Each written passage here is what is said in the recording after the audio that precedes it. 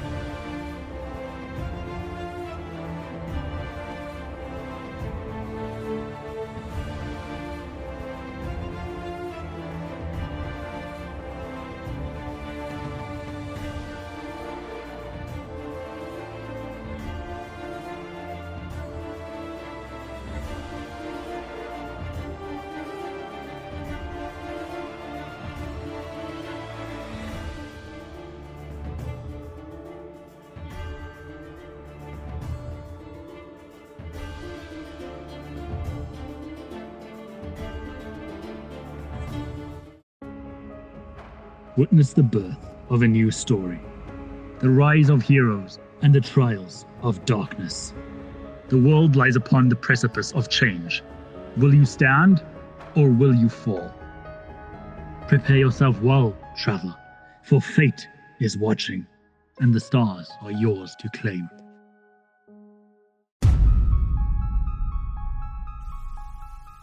What can be said about the mysterious elven ranger from the Feywild? Born in Aurora's Vale, the city of light, where magic defined the elven people, Altari Elunéth was born without it. Determined to prove her worth, she trained tirelessly with bow and blade, believing strength could be found beyond the arcane. But despite her efforts, she was only tolerated out of duty and never truly embraced by the Circle of Keepers, the powerful leaders of the Vale. In a defiant attempt to earn their respect, she faced the Keeper's trials. And though her death was assured, she survived against all odds. But Altari's victory was hollow in the death of the man who held her heart.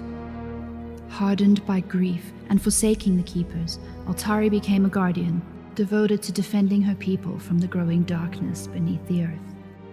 When the land was torn asunder by quakes and living shadows, she and her company sought the source in a long forgotten ruin. And it was here where Altari would be unmade. For within this ruin, they found an ancient artifact, brimming with dark, divine magic.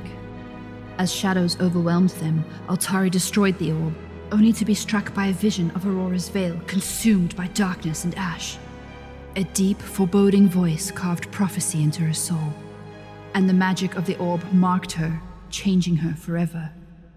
The explosion of power tore the very fabric of reality, wrenching Altari from the Feywild and casting her through a rift into the material plane. Lost in this new world, Altari grew close to some unlikely companions. She was saved by Blaze, a steadfast paladin who had become her closest friend, and Visilva, the light in her life, cherished like a daughter.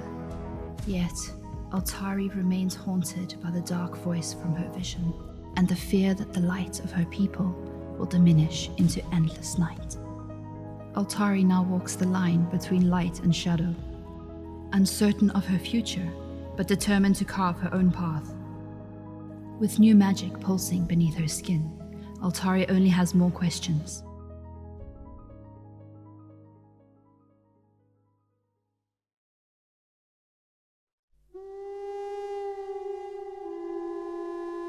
Have you heard of Dasan Thornhoof? No? Then you must listen well, for his is a story of courage, of battles fought beneath the open sky, and of a hunter who stood unshaken before the creatures of nightmare. Born in Serajani's pride, Dasan was different. While others played, he hunted. While others feared the shadows, he sought what lurked within. And so it was that before he had even seen his 15th year, he had already earned recognition from the Serajani elders. But the brighter the flame, the darker the shadow it casts. And none stood in that shadow more than his own brother. You see, on the night of Dasan's 16th ascension rite, Bradwarden, his brother, sought to end Dasan's life. The night should have been a time of celebration, but jealousy turned it into something else. A storm of anger rose from Bradwarden as he attacked Dasan, leading to a big fight. And when it passed, Dasan remained standing, his heart heavy with sorrow. For that same night, his brother was cast out, his voice carrying a promise of vengeance. But Dasan did not linger in the past. No, he set his sights on the world beyond, walking the path of the hunter, the slayer of beasts. Wolves, bears, the restless dead, even a cyclops. No matter the foe, Dasan Thornhoof met them with steel in his grip and fire in his heart. They say the monsters feared him. They say his name travels faster than the wind. They say that when the land trembles, it is the hooves of Dasan leaving their mark on the beasts of Nocturne. But his story does not end there. Dasan is still out there hunting.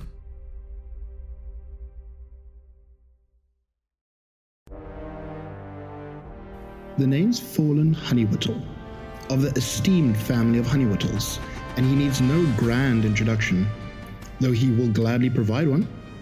A halfling of unparalleled charm and wit, Forlan is a pirate of great renown, having once sailed beneath the banner of a legendary ship. However, such dark tales are best left in the past, for betrayal and mutiny have stained those memories. Yet Forlan has returned, wiser, bolder, and as dazzling as ever. The undisputed brains of an operation, the very essence of suave sophistication, a champion of drink, and a lion in heart and strength, and also in the sheets, if you know what I mean. Ladies adore him, men want to be him, so he claims. And who would dare disagree with this charismatic paladin? Now, he travels alongside trusted companions Altari, Visilva, Blaze, and of course, the radiant love of his life, the beautiful Shadow.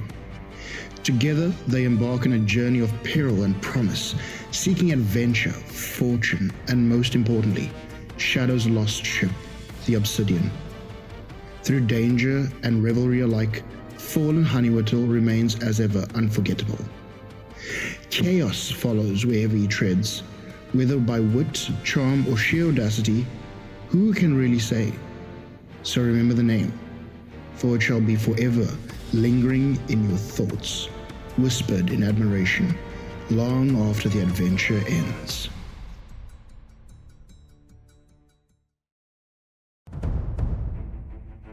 Black sails fluttering in salty winds, and waves kissing the belly of her ship.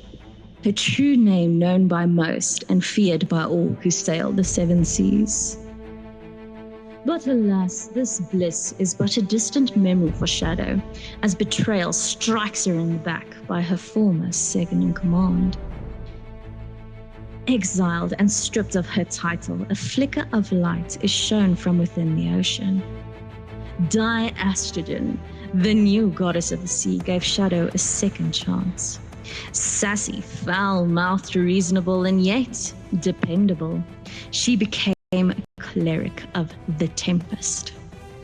Just as the tides are ever-changing, Shadow ran into an old foe who became her new partner in crime, and maybe in life, known as Forlan Honeywittle.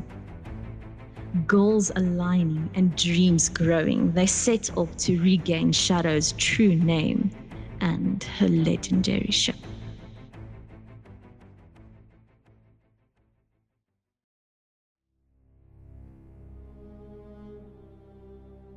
Visilva's story begins in Kandura, a world where magic is feared and nearly non-existent, except near the borders, where it seeps in from other realms. She was never meant to be there, not truly. A changeling child left behind in place of a stolen human infant. But Visilva was not alone. She and the stolen child shared a bond deeper than blood, an unbreakable psychic connection. They were sisters, two halves of the same coin, separated by fate. For the first few years of Visilva's life, she lived as any child would, unaware of her true nature. That changed when at the age of 5, she shifted for the first and only time. In the moment of innocent play, her form changed before the eyes of her friends. Fear swept through the village. Her family, the people she had trusted most, turned against her. She was cast out, abandoned on the streets. She survived alone, stealing to keep herself alive, unseen and unwanted. Years passed in the shadows, until a stranger arrived in town. He was the first person in years to show her kindness, and more than that, he carried magic with him. When he stepped through a portal into another world, a world where magic was not a curse, but a gift, Visilva followed. Now she walks a path between worlds, with 2 dreams guiding her steps: to be reunited with her sister and to find a family where she truly belongs. Hello, hola, ciao, and bonjour, and welcome to Roll Without Trace. My name is Wayne, and I am your Dungeon Master. I hope you all have had an absolutely amazing and incredible week. And thank you for taking some time out of your presumably busy lives, unless you don't have a life, in which case, just welcome to the basement, I guess. But thank you for joining us here tonight. But before we do get started, I do have a few quick little thanks to say. First and foremost, a massive thank you to our very own Stash, aka the Fitzwis, for all the absolutely incredible art that you see on this channel. All hand-drawn, hand-crafted in Blender, and all animated by herself. And it is all just mind-blowingly good. It is genuinely, I thank you. And to OSAV Media for the wonderful audios heard in the character bios and what you will hear over the intro sequence animation thing that's coming next. Massive thank you for the sounds on those to OSAV Media. And last, but certainly not least, a wicked big thank you to Travis Savoy, aka RPG Music Maker, for all the music you'll be hearing in the background of, I want to say tonight, but of gameplay just in general. Just last week he released a brand new album, and I must say it is genuinely, it goes hard. Like go listen to it. Links to all the aforementioned artists, all their socials, their things all linked down in the doobly-doos down below. So go show them some love and just go appreciate artists because they're amazing. But now, without any further ado, let's get ready to roll without trace.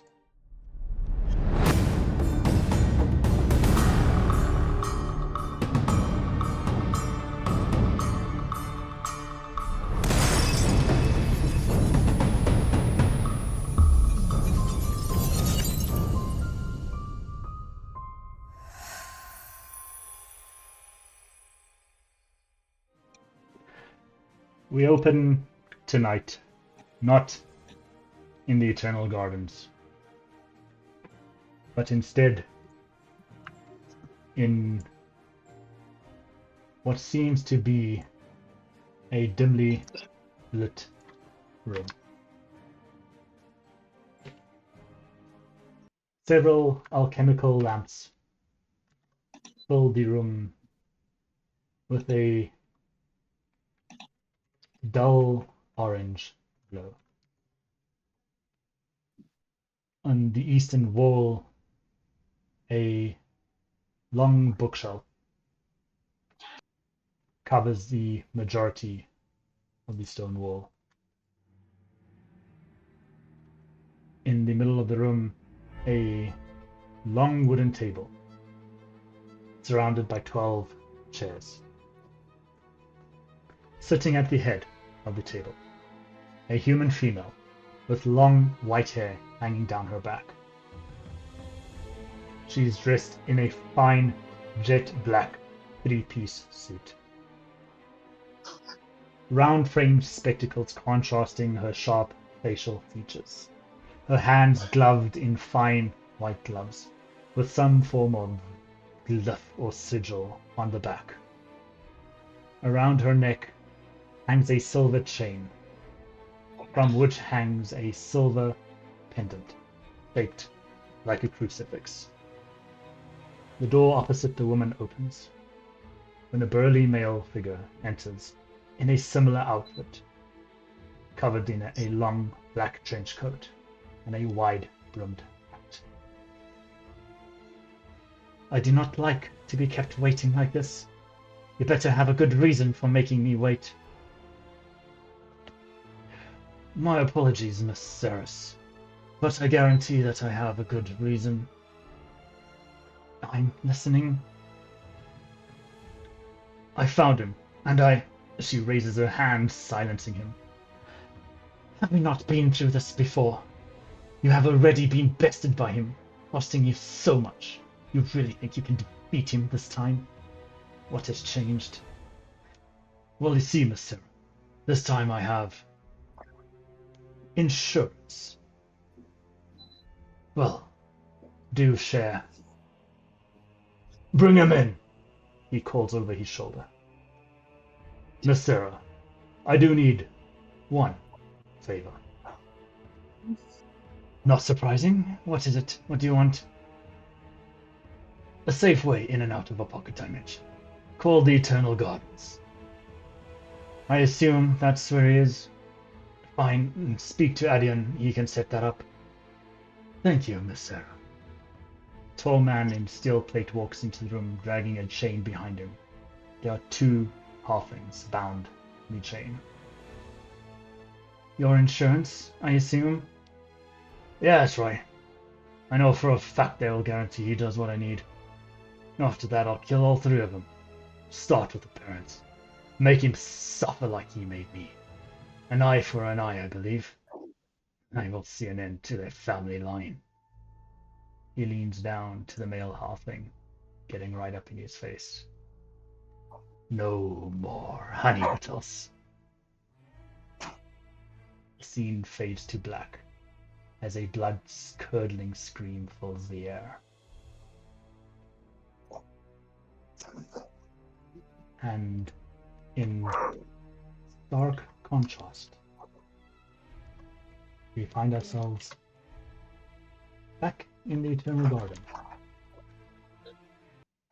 in the forest clearing, just outside what seems to be a satyr camp, with jovial music and laughter coming from ahead. What would you guys like to do?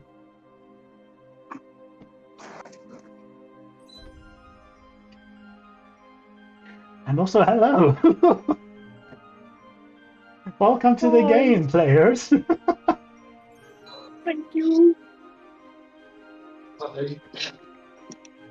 Wait, I'm panicking.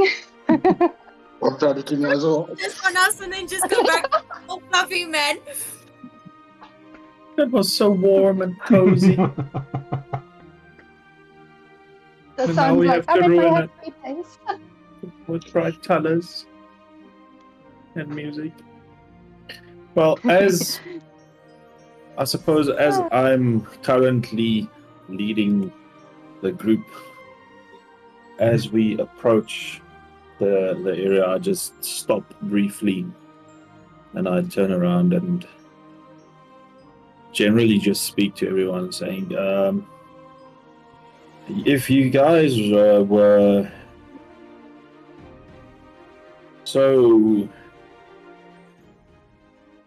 stranged out by seeing me, these folks we are going to meet up ahead, just try and keep the questions to a minimum. They are playful, it's loud, it's fun. Don't get distracted, don't get drawn in, and don't give them your names, please. Okay, where's the picture of focus?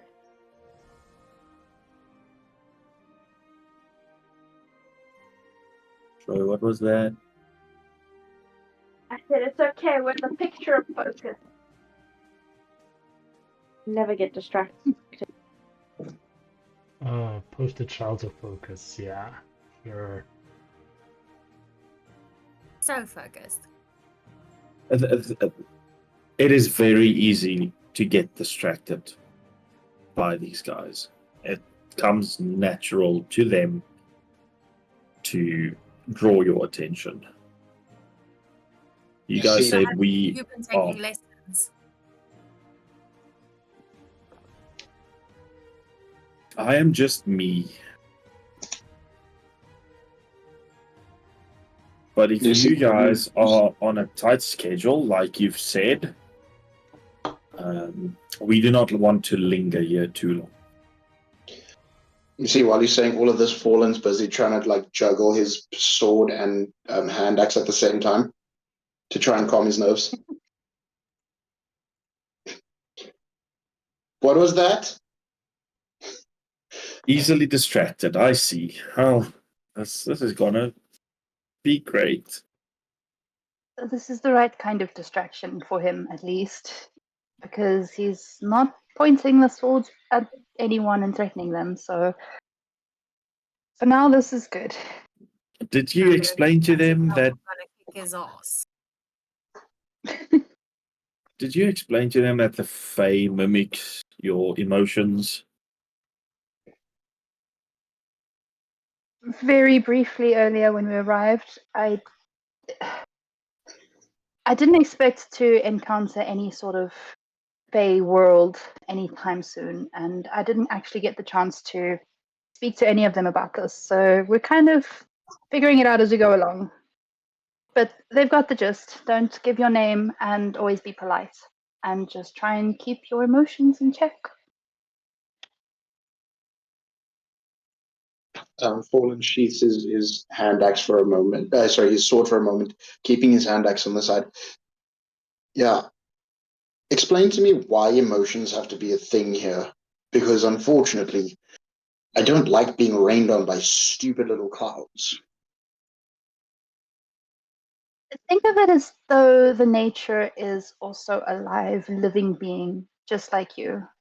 It also has feelings, it also has tendencies, and it's very reactive to energies around it, and especially to spiritual auras. So when yours is snapping and twitching, the nature also reacts. It's just balance, really. It wants to be happy, and you're disturbing its peace by being unhappy. So So what if if rages... I do this? And Forlan literally takes the axe and whacks it on the ground and then against a tree. I'm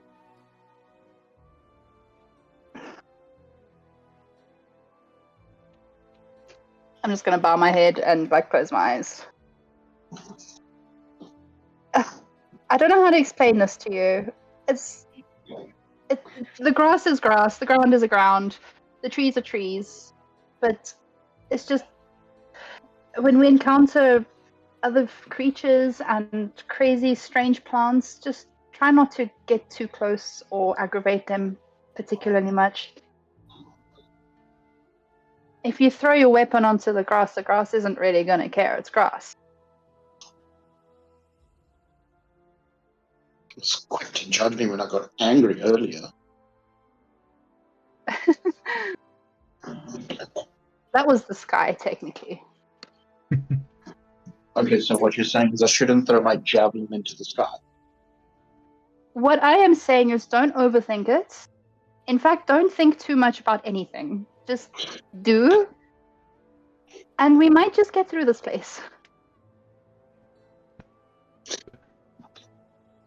We have a goal, we have a time frame, and we don't want to be stuck here forever, or at least comparative to the other world. We want to be able to leave, and time is very different here, so we do need to try and keep moving if we want to not lose as much time when we get back.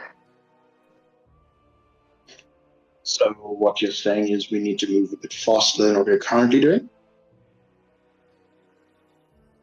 Well, we need to figure out this maze riddle so that we can get out. And once we know how to get out, along the way, we need to find the other two, the lovers, wherever they are in this place. And we have no idea how big this place is. So we're doing two things at once. And we're doing it quickly.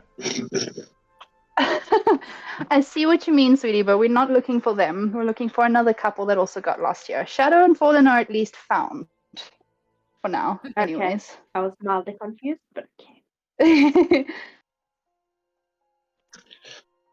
So then what are we doing with these goat people?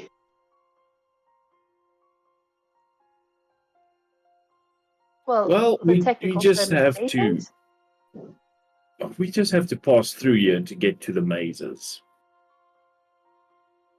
So we don't have to talk to them? I mean, it would be polite to say hello and offer our greetings, but if we can avoid ongoing conversations. As long as they don't speak like the... What's the other people over there, the crazy leprechaun people. I wouldn't get your hopes up. Okay. I'm gonna turn to Dasan while we're walking and just say to him, you've been here for a while. In theory, 3 months, according to time. I don't know how that's translated in your time here, how many days have passed, but have you found anything on those leaves? Do you think the leaves from the riddles mean anything? And should we be collecting them? Well, I've been able to wrap my head around most of it. What I can tell you is the leaves are all over the place. And in the time I've been here, I can't really say I've seen any magical or special leaves other than being where we are. It's just leaves. So my guess would be that whatever that leprechaun was smoking or eating when he came up with the riddles, the riddles didn't include the leaves. I think merely the leaves are a key to finding the Palace of Spires. So the reason why I actually started investigating the mazes was he mentioned that there's a large clearing in one of the mazes. So my guess was find the clearing in the maze, see what's going on there, and maybe we need the leaves for there. Once we can see what we are dealing with, then we'll have a better understanding. But I only managed to clear the rose maze. There wasn't really anything there, no clearing. Obviously, that's not where I want it to be. We can collect leaves on the way so that we don't have to go back and forth. But I'm pretty sure we need one of each of the leaves that was mentioned. And then we need to make our way to the center of the mazes to see which one has a clearing. And that, I believe, will lead us to the Palace of Spires. What happens after that? No idea. It was a very vague riddle. I guess it's a case of we have to see what happens, if that is how it works. You've lived in the Feywild long enough to understand that the Fey love their mischief, and they love their riddles, and they love their phrases that don't make sense, but at the same time tell you everything that you need to know. So leaves were mentioned, and you say you think we need at least one of each. So considering that the 4 leaves that were mentioned in the riddle, and the 4 leaves that I noticed on the hats of the leprechauns, I'm assuming those are the leaves from the riddles, and I think that those are the leaves we should probably collect, not just any random leaves. And whether we need them or not, perhaps it'll be safer just to have some with us when we get to the mazes. I understand your way of thinking. It makes sense. We should have probably then taken some of the leaves before we left the big oak tree. But, I mean, we can go back. It's and I can run back quick. You want to leave me alone? I will be with 5 minutes. Your friends? Your friends? My friends are harmless. My friends are actually pretty harmless. While you say that, you see Forlan busy practicing activating and deactivating the fire on his sword. As I see that, I just want to say, careful with the flames, please. I'm pretty sure if he gets too close to igniting something with flames, the sky will just rain him out. So I wouldn't worry too much yet. I do not want to see how this place will react if we accidentally set it on fire. Me neither. So we're going to try and avoid that, Forlan. We're going to avoid it. You don't know this Paul place. ever set anything on fire? Doing what now? I'm giving Paul Visilva a has look. never set anything on fire. And you just hear like No, Fallen and go. we're going to keep it that way. You hear Fallen go. In his face. In his face. In his face. Does he have I'm just anger gonna- issues? Yeah. I'm giving you a weird look, just like, yeah. Forlan. Not so much anger as insecurity issues. What's that? I can't hear you. Too busy swinging my sword. Okay, well, I would very much like to go back and collect some of those leaves that we saw. This sounds so ridiculous. Oh, we're fetching leaves. I want to go back to the leprechauns and collect some leaves. So if y'all either want to come with me, or I can just make a quick dash back, grab some leaves, and come join up with you guys at the satyrs, I will be but a moment. Aren't you just heading to the oak tree? Why go all the way back to the leprechauns, though? Because the oak tree is by the leprechauns, it was just behind the ring. Okay. Not that far, it was just sort of at the other side of the clearing, if I remember correctly. How much why is music stopping? No, she's back. Altari, Dasan? crazy thought. On your way passing the leprechauns, wild idea. Why don't you see if you can try and convince that one with the twigs on his head, if he can shed some more light on who the master is in his riddle. I can only ask. It's worth a shot. Yeah?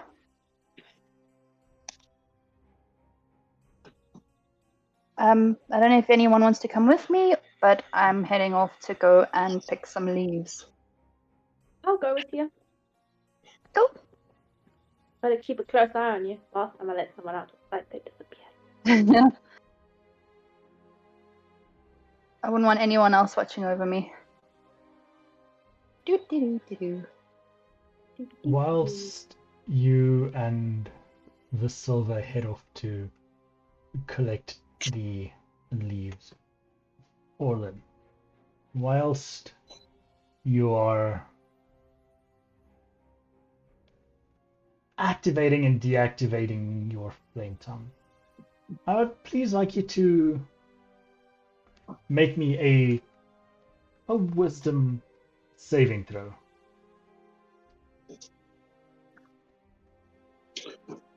Uh, 1, 2.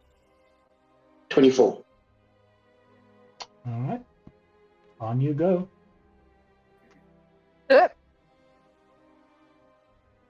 What do you mean? I don't like this. He rolled a 24, so he goes on with what he's doing. Do I at least feel anything like attempt something on me? Nope. Okay. You feel the flame of your flame tongue sword. The heat in your vicinity. I continue to swing. I continue to swing for a moment more, and eventually I stretch and say, "Oh, that's enough practice," and I put my sword away. Where did Altari go? Where's Visilva? The grass ate them.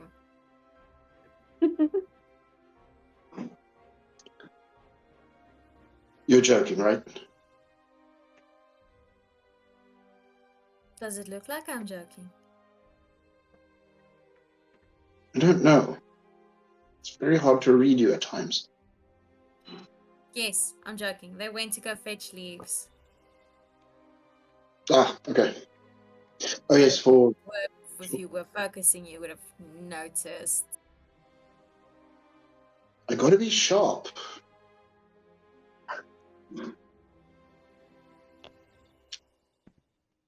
You see Forlan get like a really stupid broad smile. And I'm the odd one out here, so I do the typical stranger thing. I go stand next to Shadow and look at Forlan. So, how did you guys meet Altari? I'm sorry, I'm just relating to that awkwardness so much. Oh She's the god. only thing we have in common.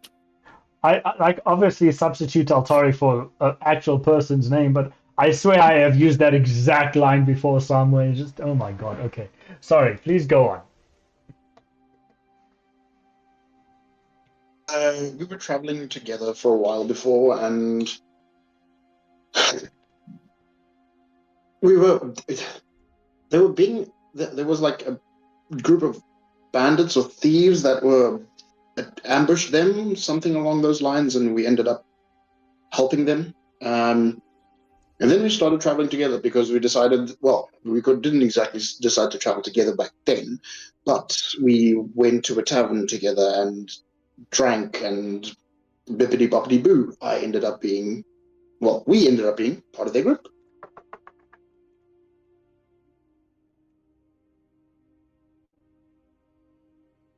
She has a way of picking up strays.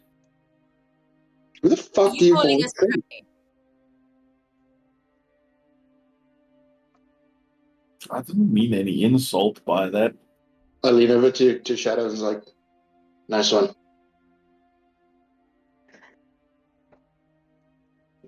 Straight. Took the words right out of my mouth.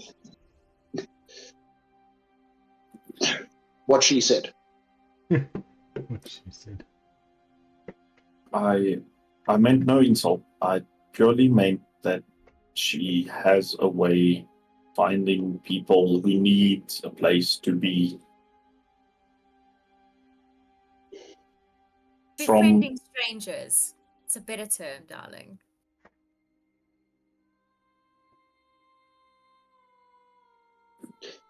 We have places to be. Is that why this is such an urgent mission?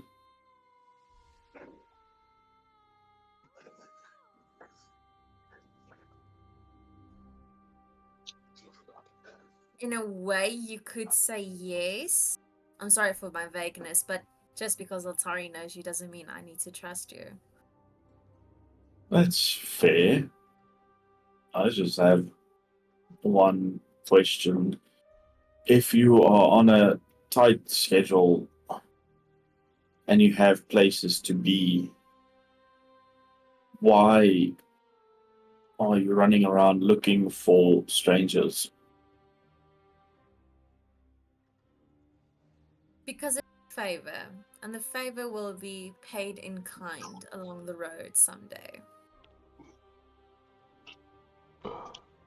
Well, he does make a tiny bit of a point. I do worry about that time that we have to spend traveling back. It did take us quite long to get to the entrance to this place in the first place.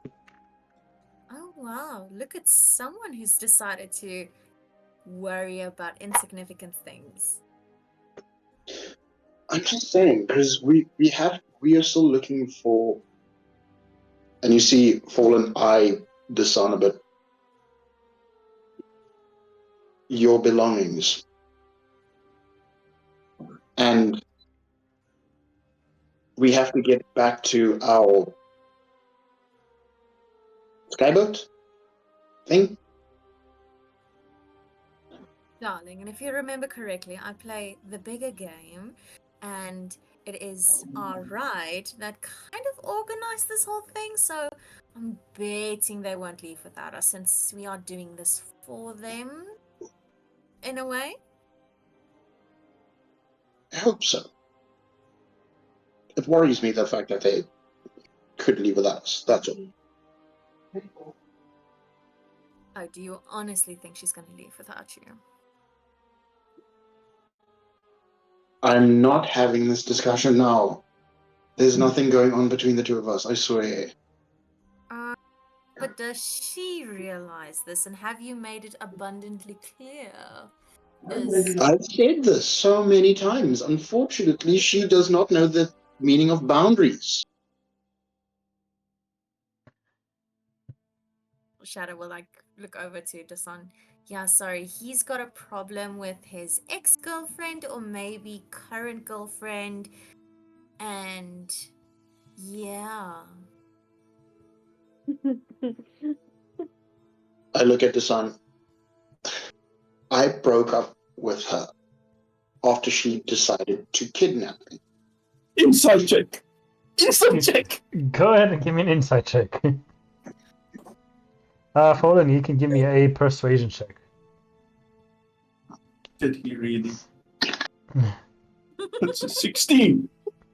That's 16, 17, 18, 19, 20, 21, 22, 23. Damn. Wow. Why are you so convincing? Charisma. Well, he does seem sincere when he says he broke up with her. Mm-hmm. He seems genuine. She's the one that's the problem. She decided to do the kidnapping and who knows what. Is she a strong town brawler kind of a woman? I can't say strong, but she does have some very freaky fucking magic. Right, because you looked pretty useful with that sword earlier, and I'm just trying to think how a girl would kidnap you. It would just make so much more sense that you would go willingly. Oh, There's, willingly. you go. It started. Look at Shadow. You go. No. It started out willing. Very, very willing. Unfortunately, something about me is the fact that I can't say I do. I can't say I don't, but I also can't say I do because since I've held myself with restraint very well, I think quite heavily with my rather large manhood. So I'm just gonna side eye Forlan a bit. Okay, so I'm taking it. She didn't take the breakup very well, which translated into some form of mad cow disease. I have some experience with that. Fallen gonna try hold in the biggest fucking laugh ever.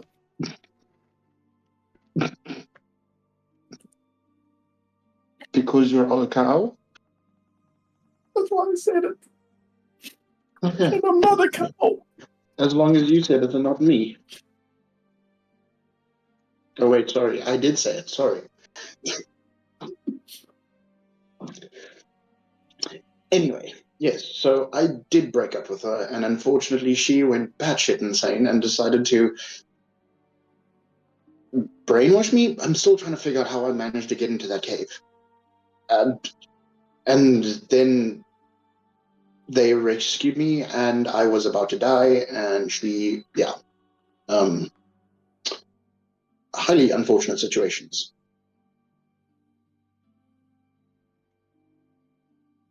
And you two are a thing now? Because I am detecting a lot of tension here.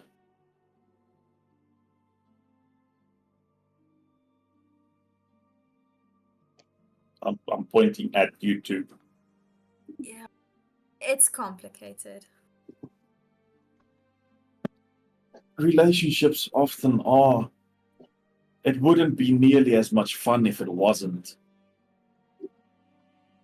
Just remember the line of work you are in and treasure the moments you have together while you have them.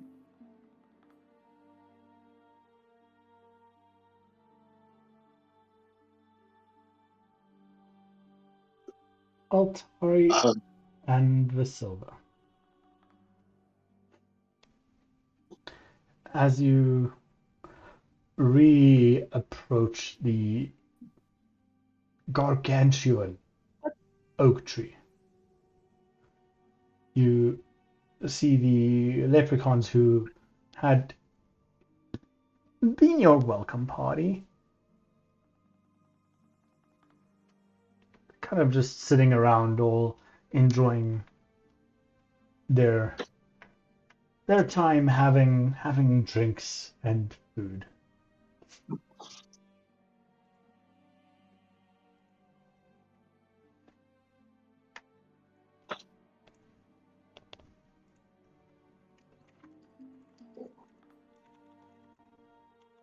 Are they still there? Well, they're not at the toadstools, they're at the oak tree now. Oh, okay. Is that where we're Yeah, coming up that's to that's now? where you are up At the oak tree. Yes. Ah, okay. Yeah, I'll go back up to them. Do they obviously see us approaching? Do they respond to us at all as we approach? They don't seem to notice you at first until you get quite close, and then one of them who's like facing in your direction, like the signals for the others to look, and they all look to you, and they are now paying attention to you, having now noticed you. But like they're not really saying anything. They're continuing their Eyes on conversation, us. but their eyes are on you. Yeah.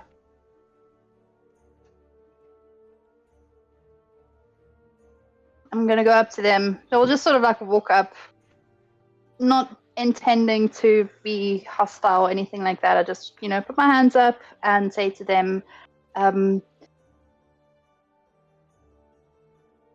don't even know what to say. Altari's kind of just not really sure how to approach these guys because she doesn't really know leprechauns very well. But yeah, she's just gonna go up to them and be like, we're back. And I would just like to ask if it would be all right if we took a few leaves from some of the trees. Just a small handful, nothing more. We do not wish to harm the garden. We only wish to take what the garden is willing to give. And what would you be needing the leaves for? I would like to keep a memory of this place and preserve a piece of it going forward with me. Ah, but can you really take a leave? I don't know, can I? But can you take something that you leave? Is the question. Visilva's just gonna put her hands over her face and not this again.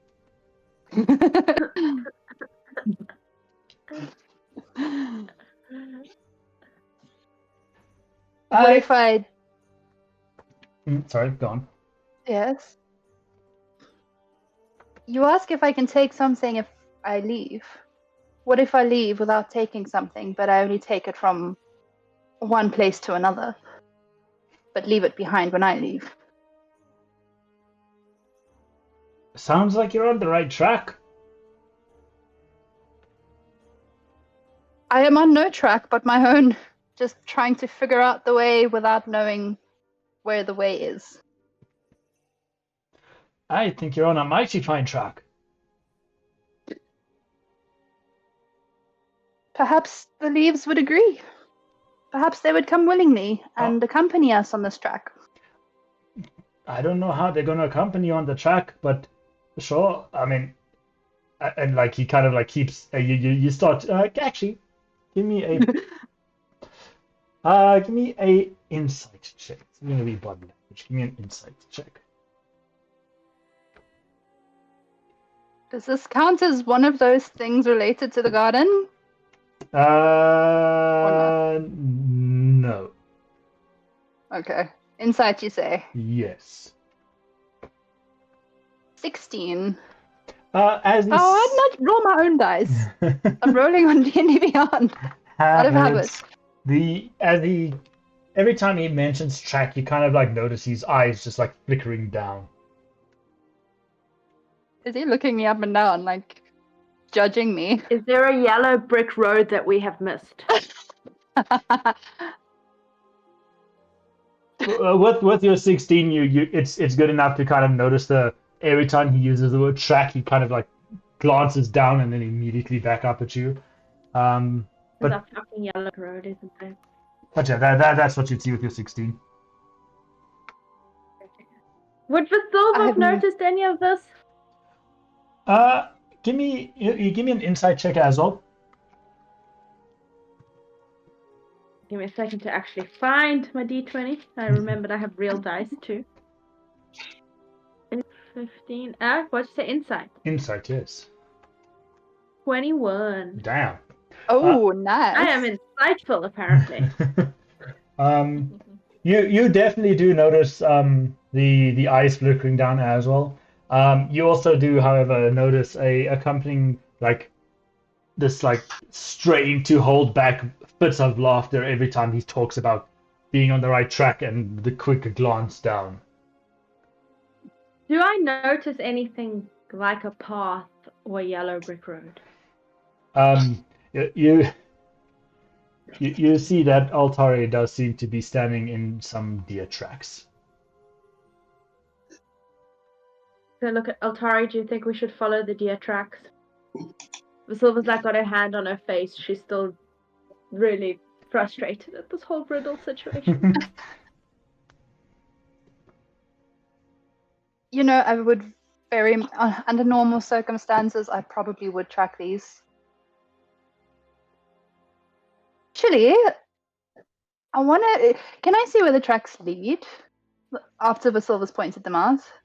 Just give me a survival check. Survival check. I'm gonna roll my real dice for this. Yeah. Roll those ones that roll much higher. Roll them blood dice. Wait, I have to do math now because math doesn't. I can't math with real dice don't do math. Okay, well I rolled a 14, so that's okay. 30-20. Oh, that's great. That hurts. I think I should just not use real dice.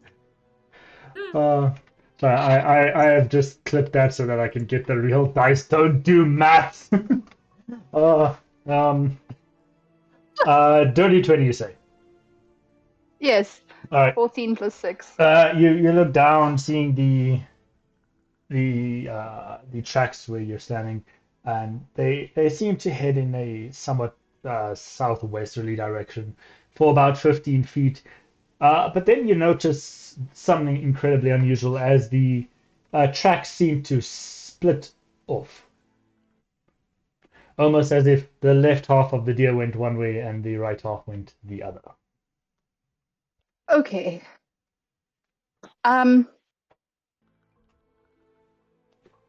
going to point that out to Visilva and say I don't think we have time to deal with the whimsies of such things. I would very much like to explore them, but since we are actually trying to get back, perhaps this is not the best thing to be doing now. But do you think it has something to do with getting back?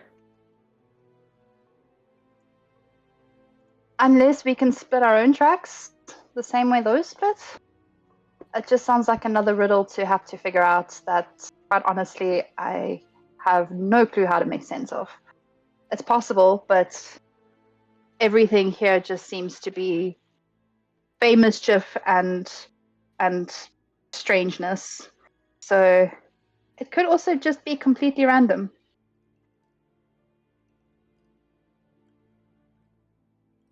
You know more about this place than I do, so I'm going to trust you.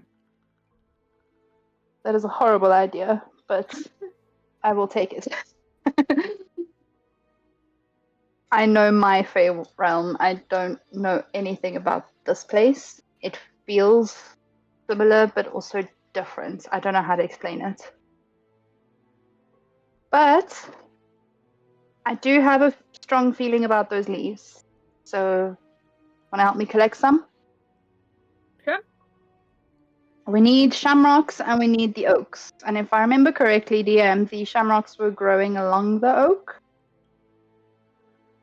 Or growing sort of nearby up? Okay. So, Visilva, I have no idea what we need the leaves for. I don't even know if we even need the leaves. It's probably all some big glorious joke, but just in case, I would like to maybe collect one for each of us, in case they do serve as a key. As you're saying the little like comment of it being a joke, you do see the leprechauns looking quite taken back by that comment.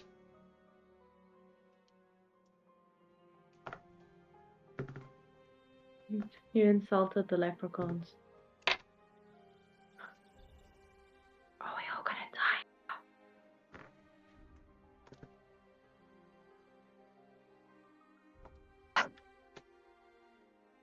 I am going to do a cartwheel and land flat on my back on the grass and just lie there and look at the sky and go, huh, woe is me. Everything is bright and colorful and strange, and I'm chasing leaves in the garden of unknown. Where are the tracks? And just see if that like distracts him at all. You see them kind of like regard you for a little bit, and then they just shrug it off and kind of get bored with the fact that nothing exciting is happening and go on just talking amongst themselves. Yeah. The Silver's just looking at you like you've lost your marbles. I'm gonna get up, dust the grass off of me, and just be like, right, now that they're Sorry, are you no okay? longer. I don't want any unwanted attention. I'm just saying, like, sort of quietly.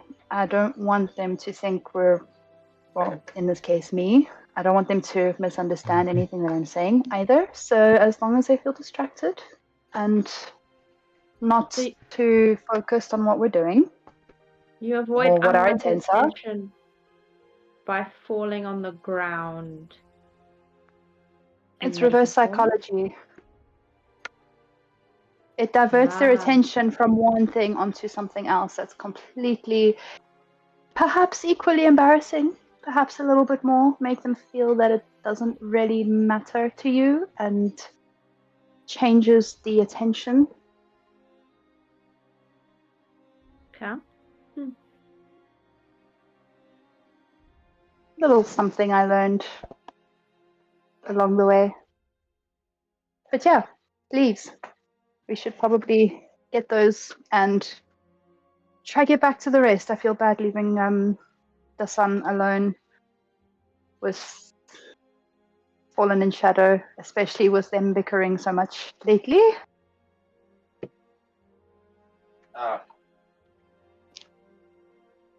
Okay, I'm gonna start gathering some leaves.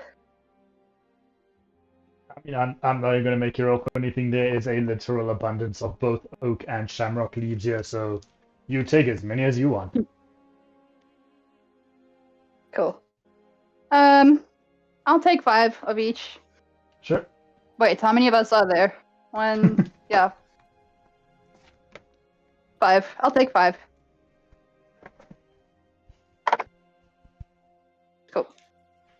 Are the leprechauns still watching, or can we happily just... No, they've stopped paying attention to you. They've grown bored of your of your normality. I'd rather them be bored than showing interest that I don't want. So Fair enough. May the sun always shine on your hats, friends, as I walk past them and give them a little wave. Sort of ushering Visilva along with me.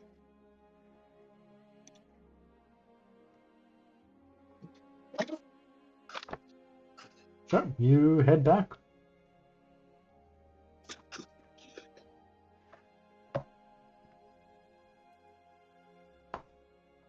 And you will rejoin with Dasan, Okay, Shadow, we- and Forlan.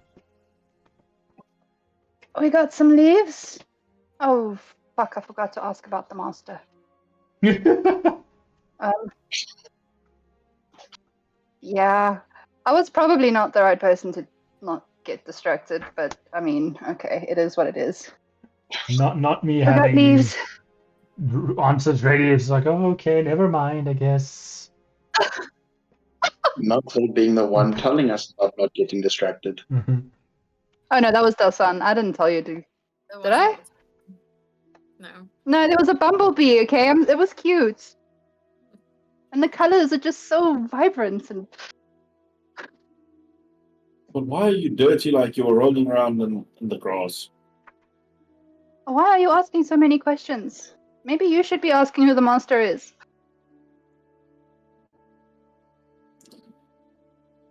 Sorry, I'm just yeah, a little bit on edge. I forgot to ask about the master. It's okay, we'll take it as a surprise, I guess. Huh? Oh, Why? no, the sky is falling. Why? Maybe we can ask the Don't know. satyrs. Honestly, the leprechauns are just giving me a weird vibe. Everyone you here go back gives and weird vibes. Why are we not going to the maze? Like where we should be going? We have to pass these guys to get to the maze. Then let's pass them and go. I'm still very worried about this ship leaving without us. I do apologize, my dear. I look at Shadow and I say, I do apologize, my dear. I'm just very worried about the fact that they are very much on a time constraint, and you never know. Well, by all means, Fallen, lead the way.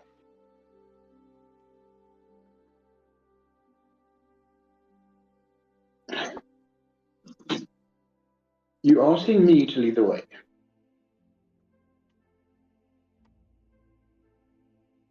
I'm telling you to lead the way.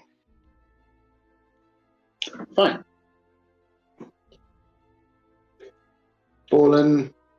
How am I going to decide this? Okay. Fallen is going to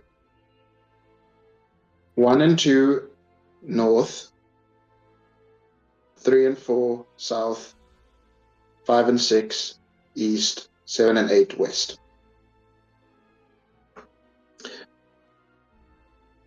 East. Real dice don't direction either. Fallen rolled a 6, so Fallen said east. Which way is east? The opposite of west. 90 degrees off.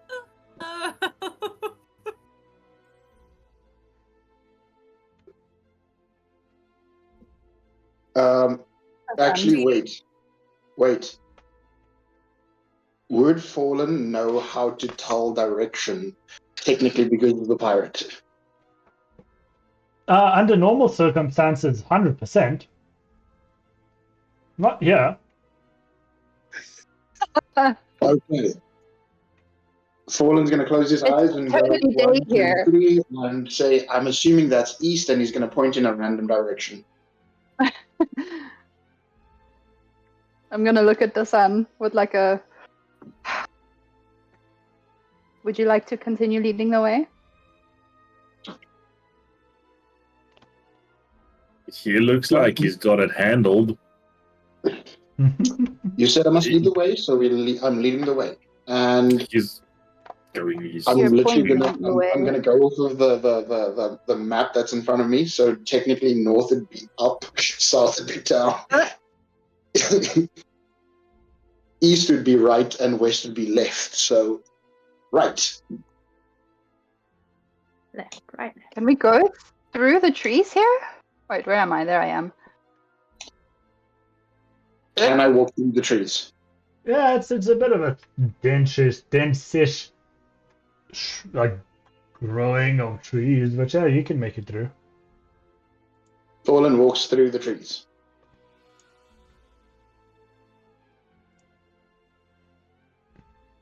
Is anybody following? Can I make it through the trees? Since we're out of combat, yes, but I'm gonna say for you it would class as difficult terrain. So if your movement was being counted, you would move through it at half speed. But yes, you can get through. You would just take a little bit longer than everybody else. Forlan. No, Fallen is unobstructed. I'm talking about the big hulking Tartar. 8-foot Tartar. Yeah, Forlan walks and is very much trying to keep it a face of like, I'll be stubborn because she said I must do it.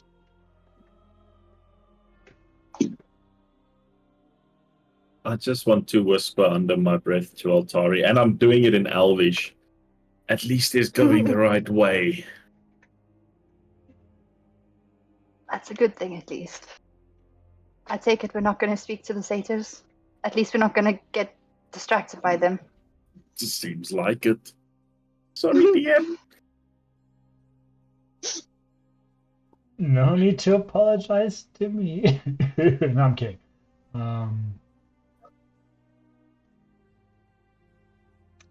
Right, as you push your way through, you come out into the largest clearing yet. Now being able to see incredibly far, almost to what you can believe to be the other side of the garden. In the center of it all, you see a large lake with what seems to be a large and fabulous palace in the middle.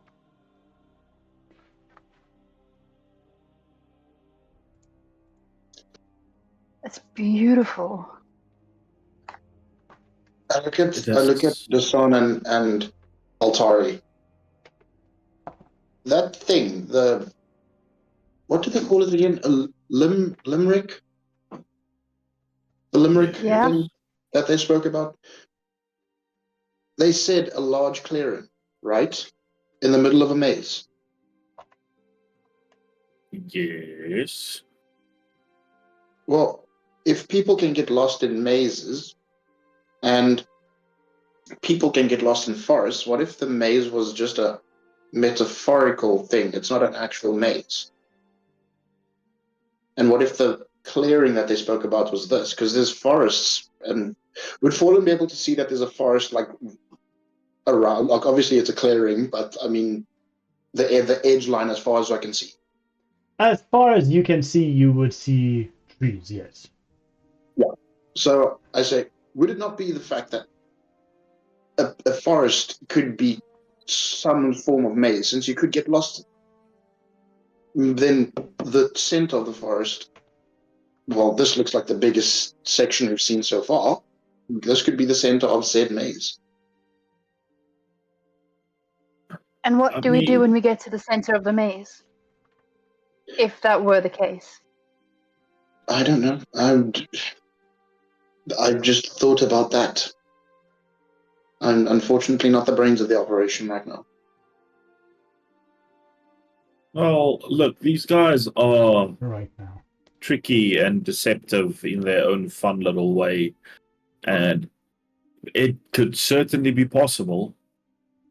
I mean, if I was tricky and deceptive, I certainly would have wanted to fuck with people's brains by actually making them think they have to find a maze, an actual one. Well, the thing is, there are actual mazes. Was there a center in them that was extremely big and like a clearing? Well, there's 3. I only went through 1. So the other 2, I haven't had the time to explore yet, which is where we were headed.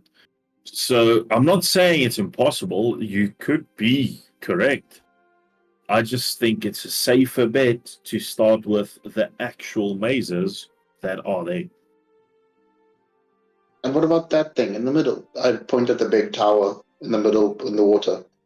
That seems like a little bit, obvious for what should be something that we might need to throw swords at.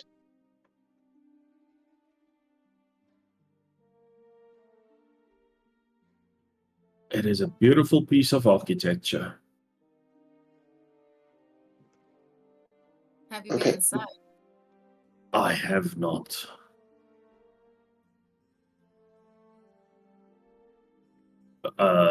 Crossing water is not the easiest thing without a very big boat.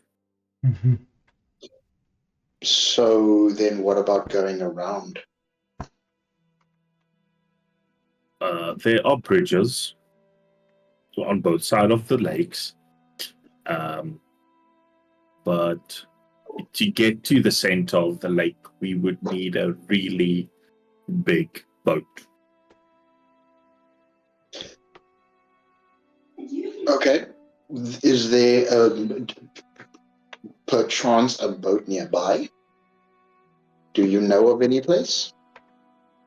I had a quick look around, and I saw a few small basic fishing boats, not a really big boat. Well, then what if we just take the whole bunch of the fishing boats and go out on individual ones? Shouldn't be hard to row out to the middle of this thing.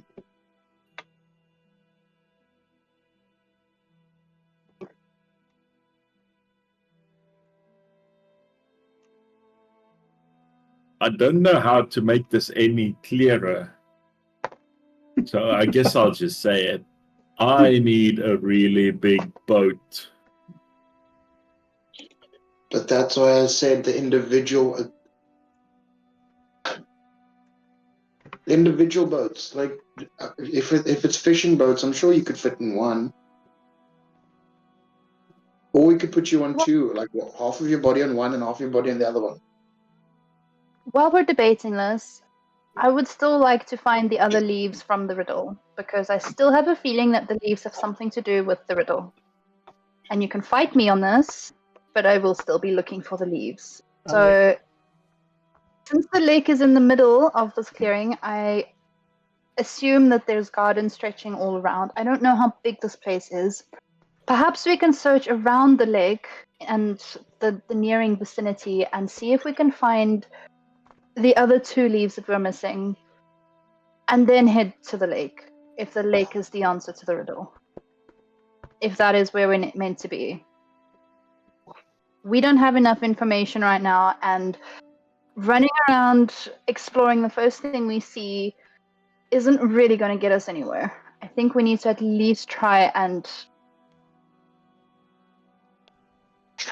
find some sort of direction in what we're doing and why.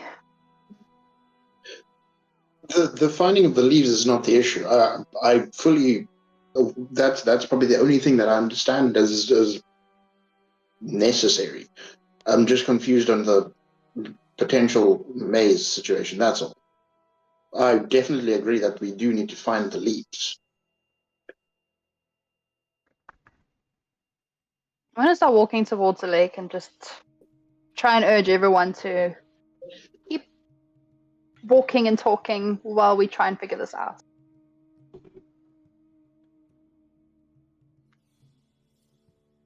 Okay.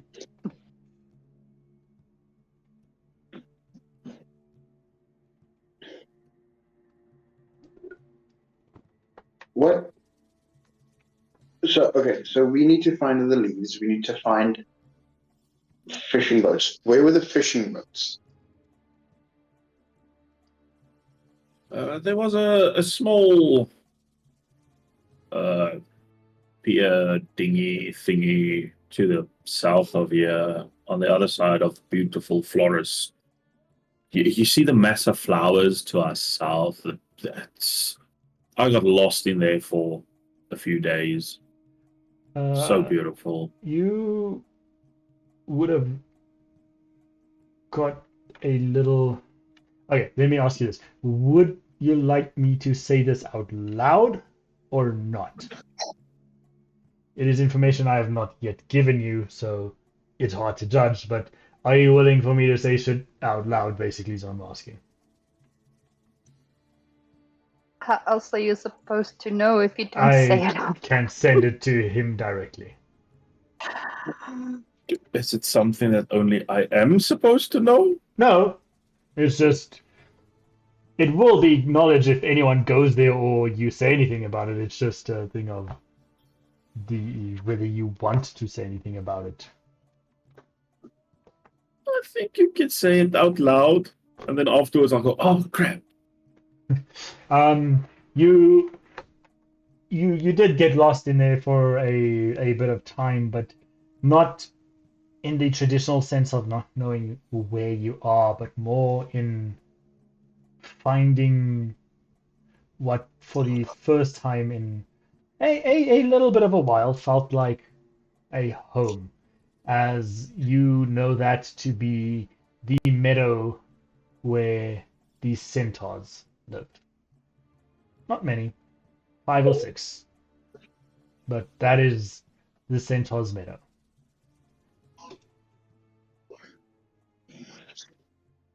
You're gonna make me cry.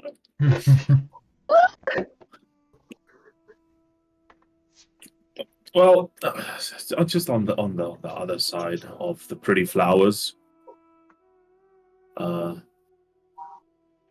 is a wonderful place. You know, the flowers, the herbs, the people. You'll meet the most amazing people there.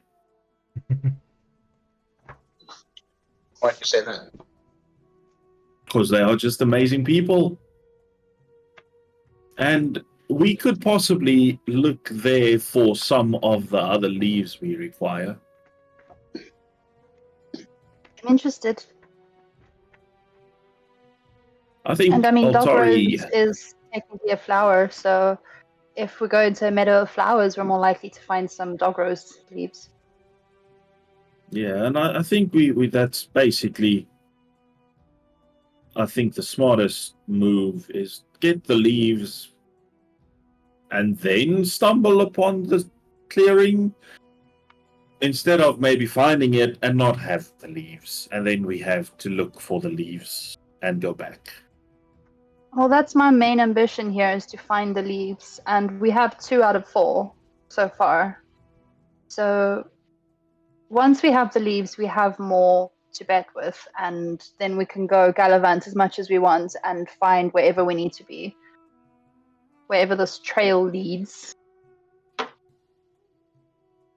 Personally, I think the priority should be finding the leaves, and if we can find some more civilians within this garden who are willing to help us, or at least point us in the right direction, I think that's the best thing to do.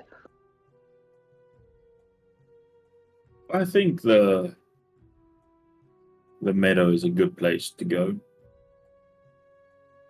Then we shall go to the meadow. I'm very delighted to meet these lovely people you speak of.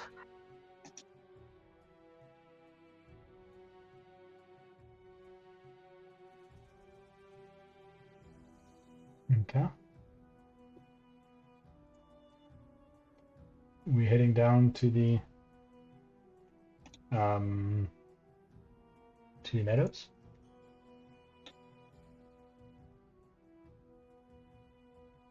Yeah. Assuming everyone's keen on going to the meadows. Quite tranquil here. I can easily understand how anyone would want to just spend out their days here. You know, there's so many wonderful flowers, each with their own properties and scents and vibrant colors. It's just an absolute pleasure.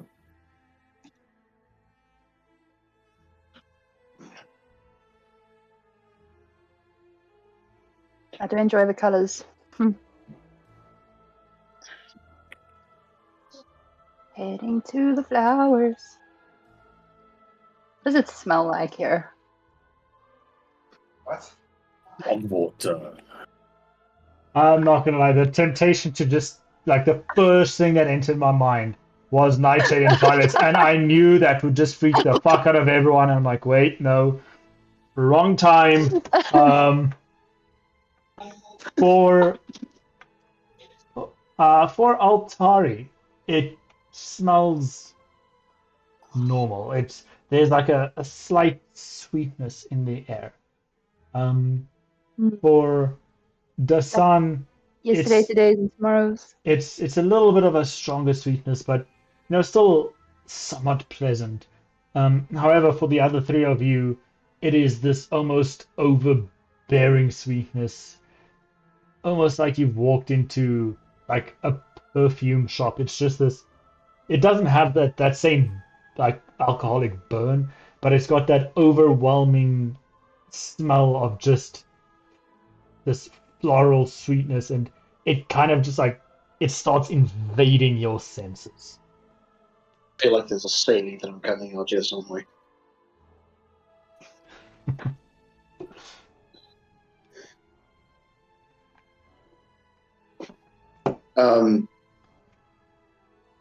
Fallen will take him as and was like, why? Why is it so pungent? What do you mean? It's wonderful. It's fresh. Wonderful. We could have been on our way to a pig farm. No. Scents are supposed to be subtle. Very beautiful smelling. Quite subtle. Not even in the slightest. My dear lady, she smells amazing. This is overbearing and rather stressful to smell through.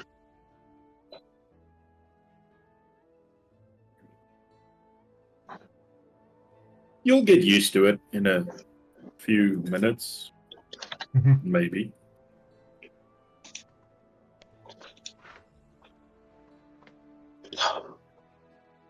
Poland's gonna walk through the entire time like just waving.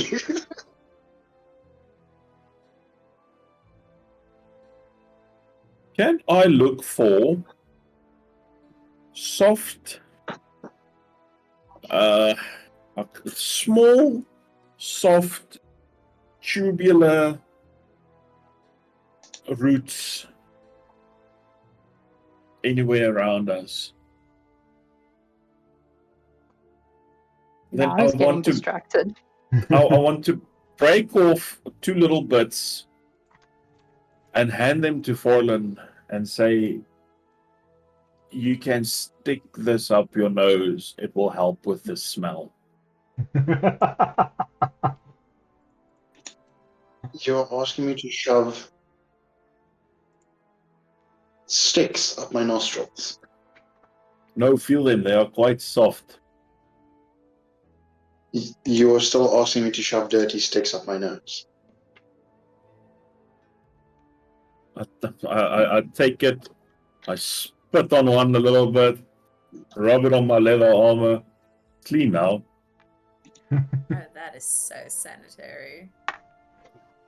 I love this guy. I'm just trying to help. Do you not have like tree sap or no? Let's not go into tree sap. That's going to smell horrendous given the fact that all these plants smell the way it does.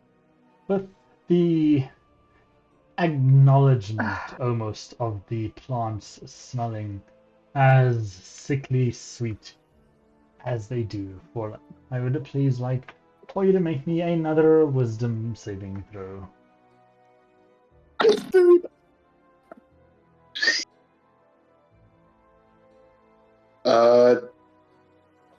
Yeah, that's going to be a 9. With your 9, as you kind of finish your sentence, questioning Dasan, you turn to Shadow as if you want to You just make some comment to her as you always do, but you find yourself choking on your words as you see Shadow's face start to contort. You see it kind of just start deforming and reforming into different shapes Oh before no, he's high. finally settling in on a face, a very familiar face. You see as this face becomes engulfed in flames, and all you can hear is the sound of laughter. The face that you are watching burn and laugh at you, you last saw standing on the docks and watching people you considered your own family die. This is the face of your former captain.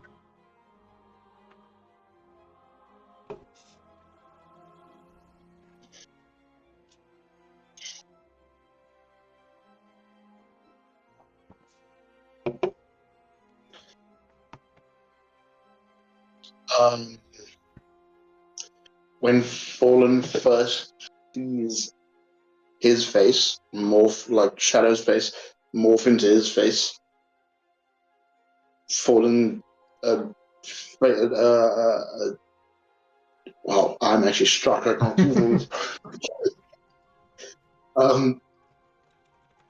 Fallen's face drops to like complete horror and shock as he sees this face. He's like, he wants to say something, and as he suddenly starts being engulfed in flames, his breathing starts to like get faster, and he draws his hand axe as he does this, not knowing what's going on. And as he laughs, Fallen starts to hyperventilate, and eventually he feels like he's able to draw breath again, and he shouts from the top of his lungs. Nothing in particular, just shouts. The smell is not that bad. You can calm down. They're just flowers. I know, this just seems like pretty standard Fallen behavior to me. Do I see or hear Altari say that? Very faintly. It's you hear it, but it's kind of like that very distant echo. I take a step forward and I say, how in all goodness in this world are you here?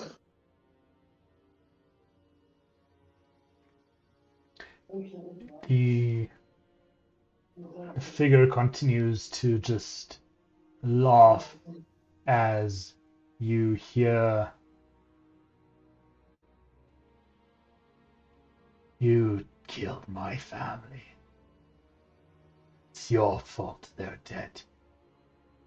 You killed my daughter and my wife. It's your fault. You watched them sink. You plunged that sword into their stomachs. 'Tis all your fault, Fallen. Should have been you that night."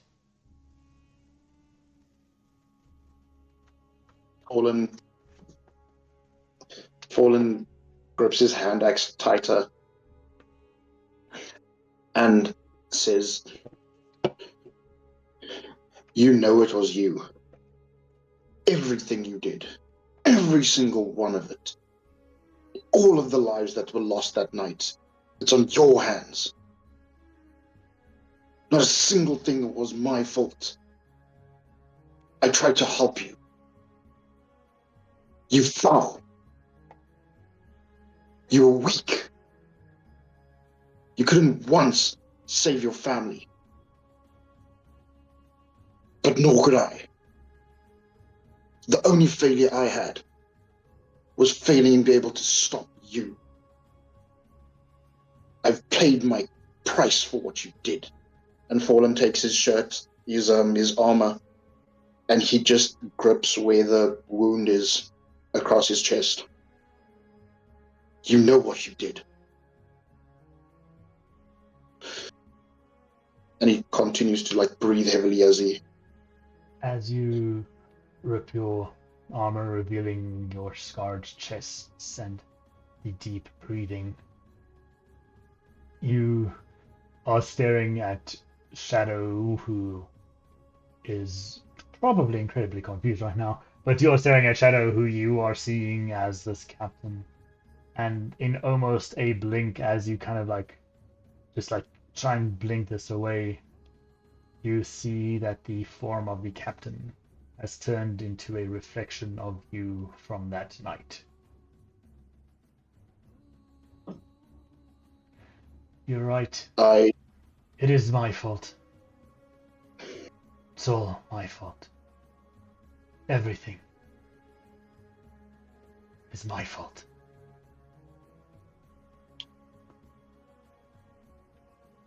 It can't be. Not a single one of those lives were lost because of me. I know I couldn't save them. I know I was not fast enough. But I tried. I tried. I did not lay a single blow against any of my brethren. It can't be me. Nothing could have been my fault there. The face shifts as you say that once more to the figure of a younger girl. Why didn't you stop him, Farlan? You could have saved us, but you killed us, Farlan. You didn't save us. Why? We loved you. Forlan's grip on the axe at seeing her. He releases his axe and it falls down to the ground, and he looks at her and says,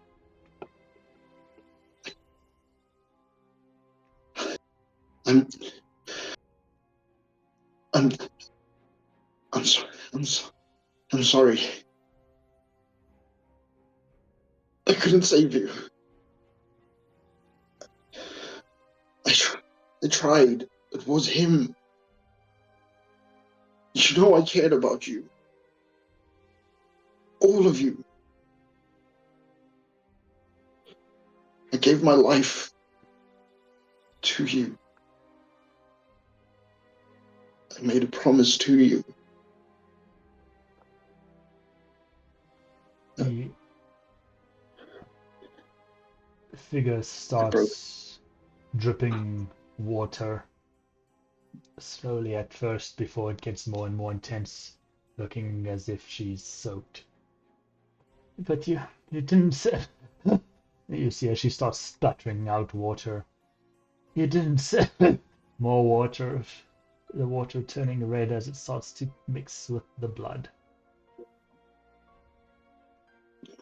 You've failed us. As you look up again, you're looking into the familiar eyes of Shadow.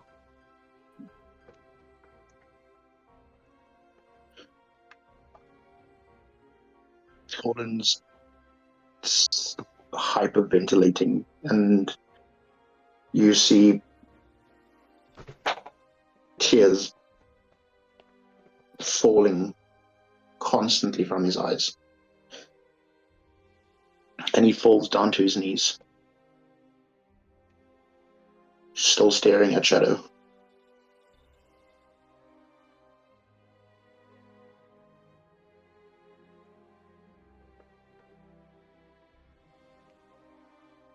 Shadow will also drop to her knees and take his face in her two hands and wipe away her tears. Oh, his tears. Forlan, what did you see? Remember, this place messes with your head. Specifically if your emotions run too high. You have been on edge for a while now.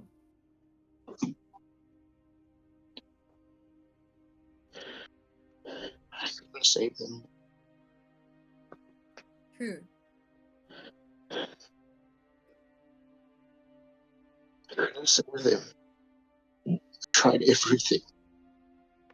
I fought so hard to save them.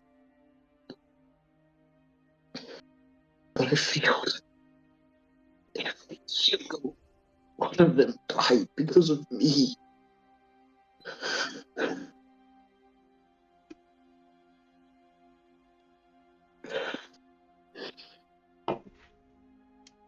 I couldn't do it. Not a single bit.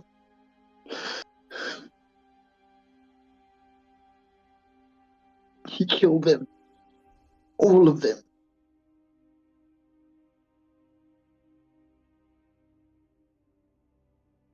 And that's on him, not you.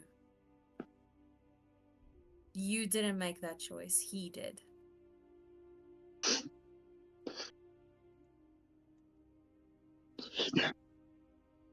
I made a promise. I made a promise I would look after them. I made a promise I would look after them. But he killed his own wife. His own daughter.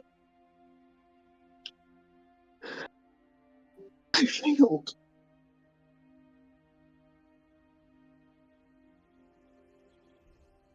His own crew. Does funny things to a person.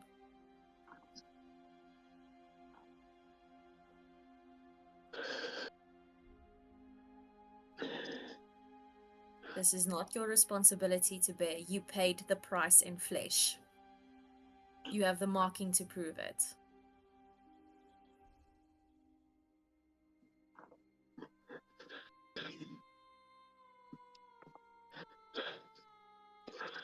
Don't worry.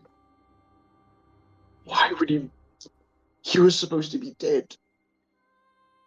He was on that ship with me when we fell. When we sunk to the bottom. He's supposed to be dead as well. I dragged him down with me. Remember, this place messes with your mind.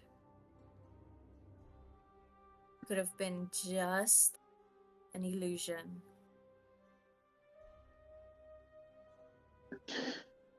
Remember, this place is linked to your emotions. If you're running very high on stress, you start seeing your worst nightmares. If you can't let this go, then blame me.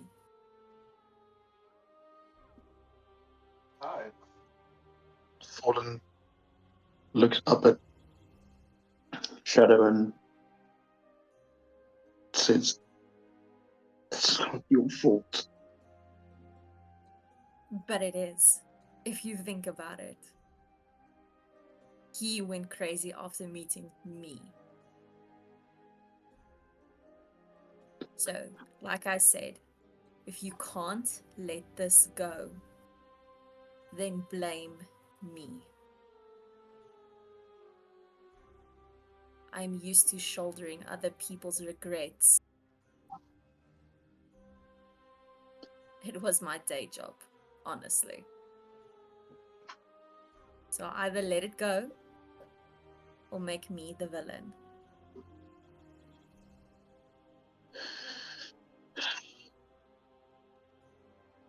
I worry that if he's able to do this, does that mean he's back? You don't know that he's doing this. You're stressed. It could be this place. Yes. Remember what Altari said. It's very much linked to your emotions, and you have been high-strung for a while now. I mean, I'm not helping the situation along by being a bitch, but you knew I was when we started this charade. Forlan gives a small smile and says, "The thing I love about you, strong to the end." And he bows his head. Chill. I just hope I can be strong enough for you. Shadow will actually lean in and whisper in his ear. You know, I appear to be strong. Bullshitting is one of my many talents, darling. He smiles and looks up at her again. Well, you're the fucking best at it. Oh, but of course, I'm Shadow, darling. Thank you. Now calm down. You're gonna give yourself grey hairs and wrinkles, honestly. And let's be honest, old Forlan's probably not going to be great looking next to young, beautiful Shadow. No, you do the whole sugar daddy thing either. True. Forlan sits up and wipes his face and looks at Shadow and says, "Thank you for being." It's going to be hard, I know, but we can get through this together.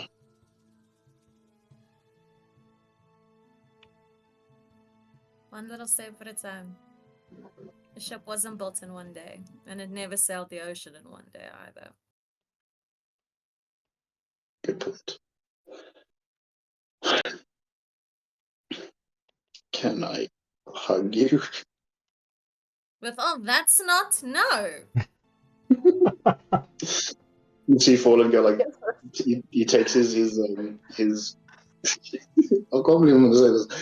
He takes his arm and just goes, Aww. Shadow Better. gets up and walks 3 steps back, now even less, because now you're spreading it. "Fine, I'll get it later." And he stands up. Can I put my hand on his shoulder? Just Mhm. comfortingly give it a little squeeze and just look at him and just ask, "Are you alright?"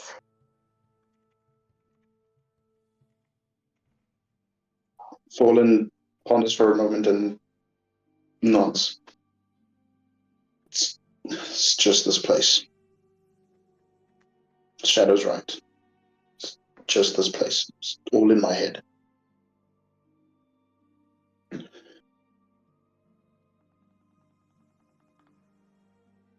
You've just got to get a grip on what thoughts are in your head.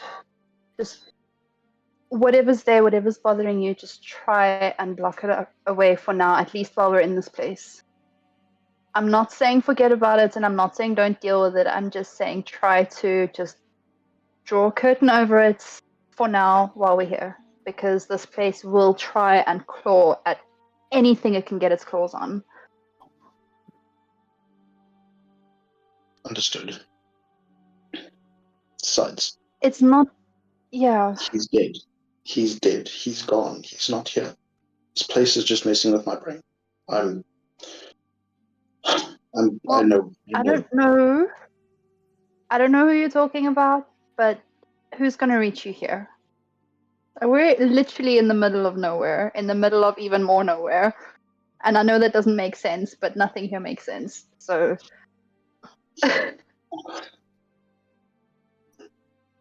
Yes. I need to pull myself together and get myself and clean. find some leaves. Sorry? And find some leaves. Yes. Unfortunately, I did something stupid by wiping my nose on my armor, so I got crying mucus all over me, and not being able to hug my leg is unfortunately not something I would like to do right now. I can give you a hug.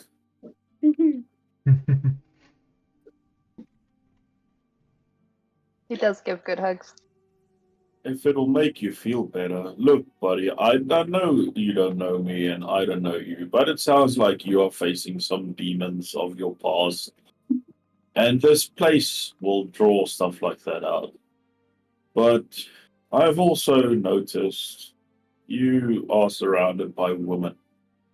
Not that there's anything wrong with that, but if you ever feel like you just need to take a moment to talk to someone that's not a woman, man to man, to get some things off your chest. Yeah, I'll listen. Right now. I'm a good listener. I look up at Dasan and somewhat comforted, because he's a bit confused, specifically about the hug part, because Forlan is trying to process the fact that Dasan is so tall, and it's going to look very weird by half himself. I hug around his leg. I look up at Dasan and it's like, I might pass up on the hug, but thank you. And Forlan reaches out to give him he reaches out his hand. I reach out my hand too. And I shake it and I say,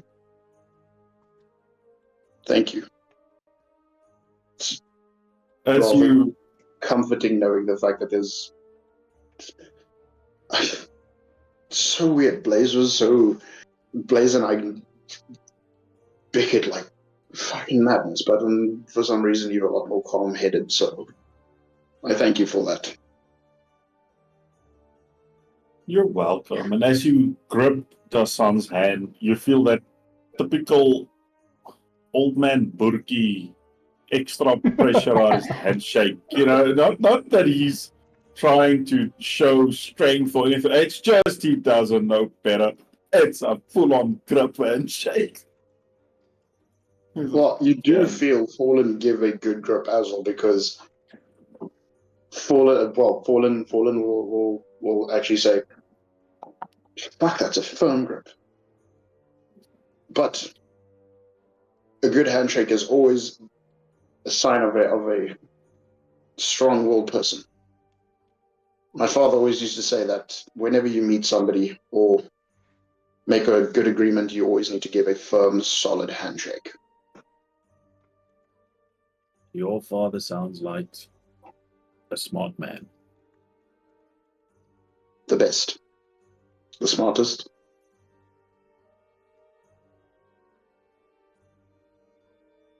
Someone I looked up to greatly, and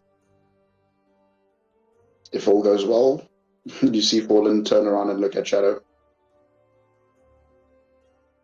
Man is going to see me happiest with the person I love.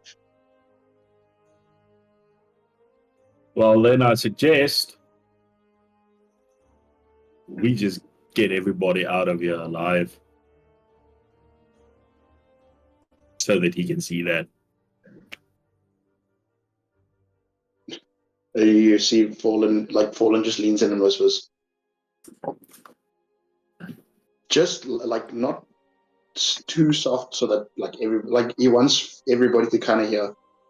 And also, I've also got to make sure she gets to meet my mom.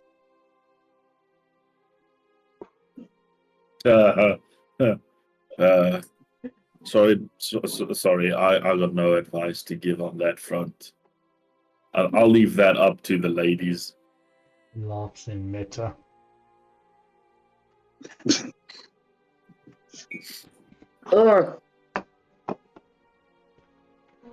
Okay. Sorry, Visilva. Didn't mean for you to see me lose some of the cool there. It's okay. You could never become less cool in my eyes.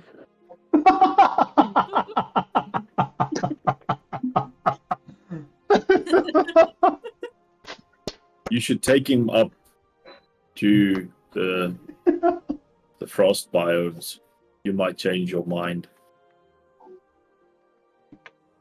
Oh. If it wasn't for the fact that I had such a big ego that actually would have hurt me, fuck.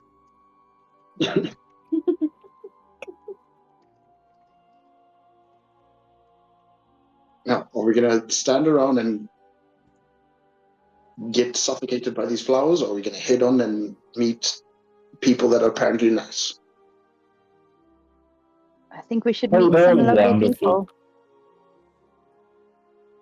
They are wonderful. I'll take you to go meet them. Let's head. Forlan picks up his hand axe and sheaths it.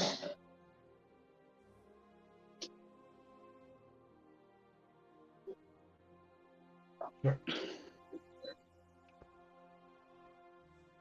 Heading into the meadow, you hear the faint sounds of the gently lapping lake. You seeing the burst of colors from the wildflowers that just blanket the grass. You see a small wooden structure that seems to resemble somewhat of a cross between a cottage and a stable, standing in amongst the blossoms. Bees are happily buzzing between the flowers, and Hello, bee. hello, buddies. And a great hive seems to enclose the rear corner of the structure.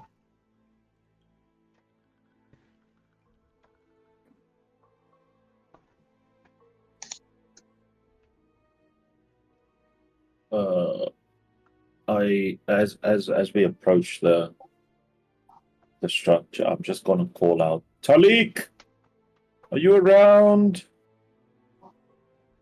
Hello. A few moments later, two small centaurs that still easily have 2 feet on Forlan come running up towards you.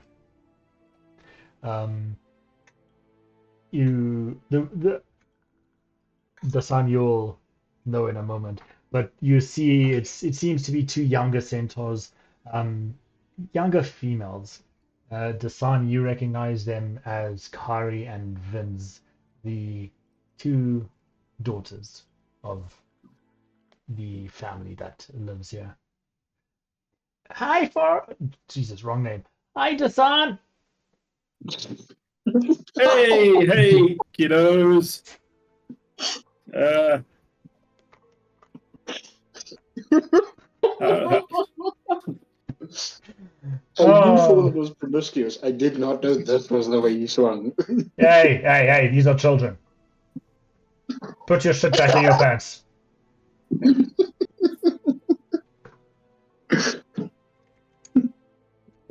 Whoa. Okay then. Oh. Okay. Hey, kiddos.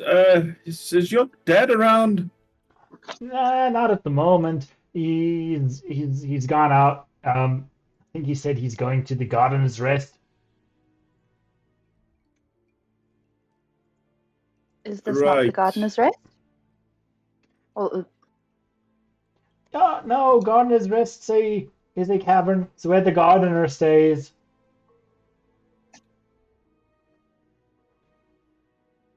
I don't recall. the gardener?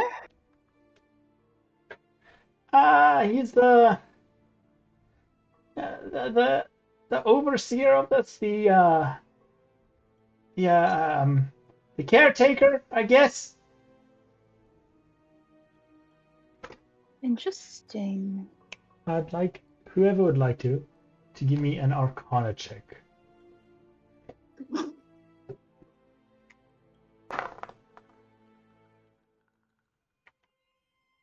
If no one's gonna volunteer, I'll do it.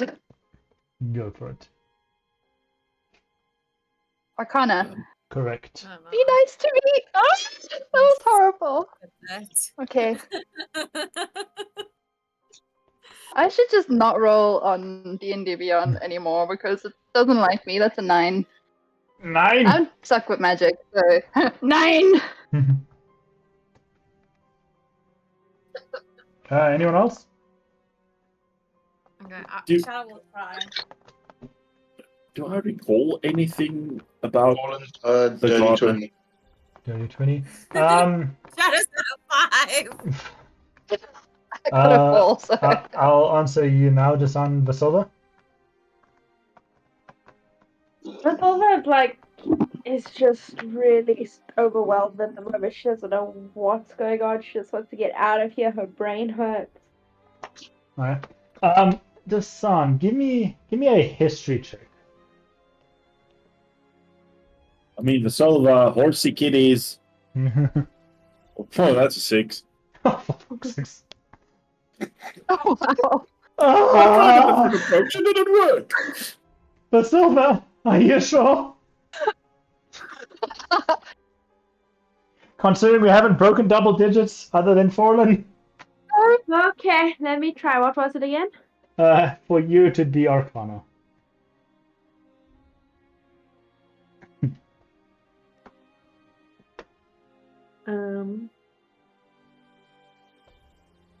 Sometimes Yes. your goodness.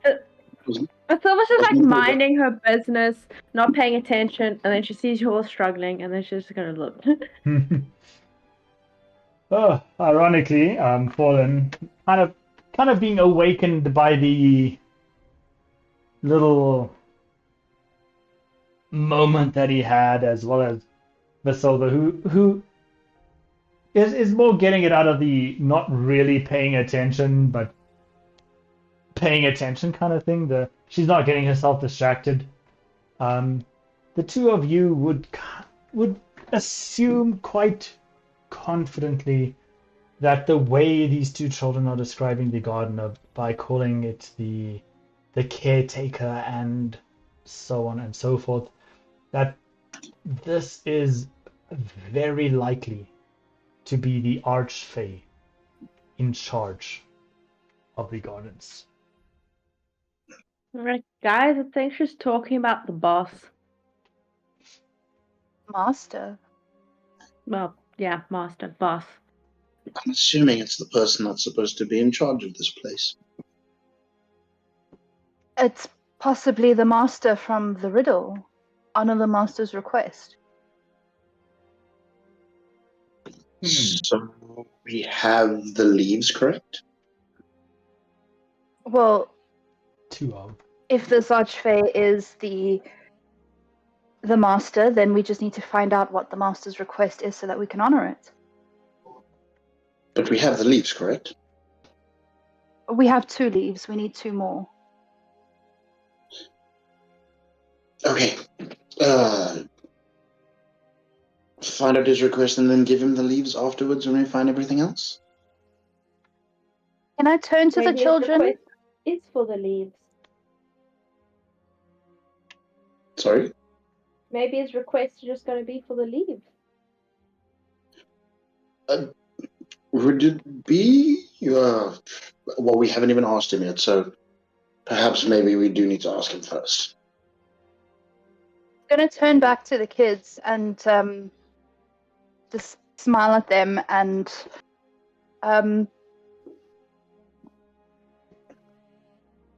may the sun smile on your day. I would just like to ask if you've seen any dog rose or mistletoe around the garden, if you could perhaps point us in those directions. And the day of smiles to you too. The dog rose, I don't know what that is, but the mistletoe, we got some in the house.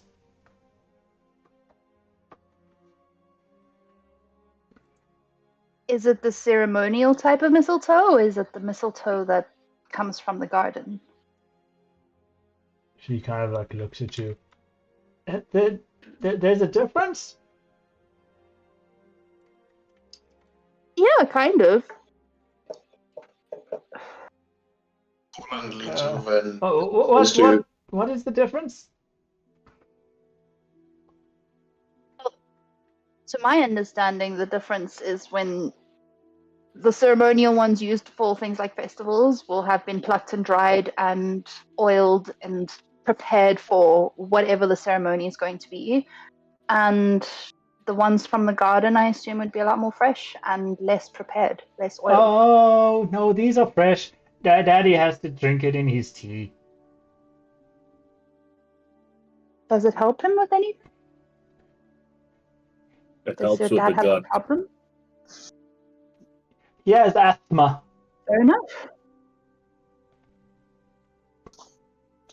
I think asthma and gut are two different things. But fair, yeah.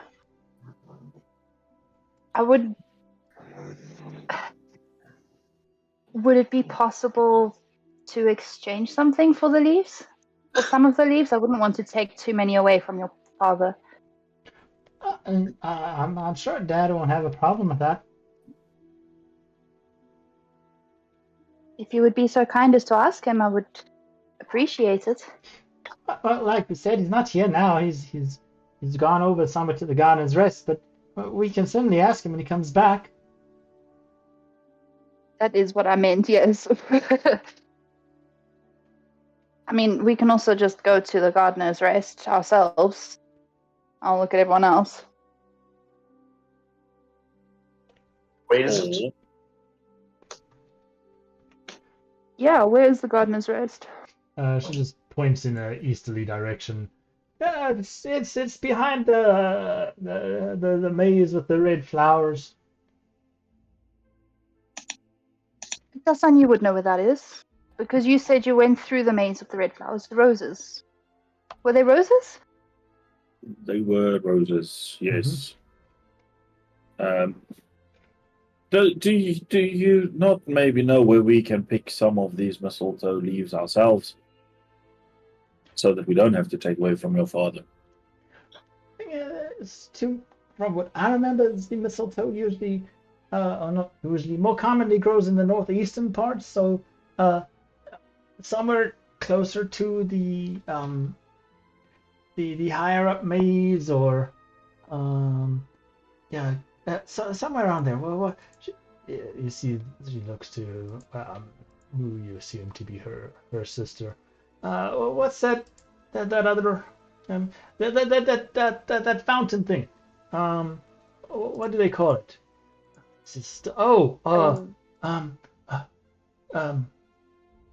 No, it's not by the fountain, is it?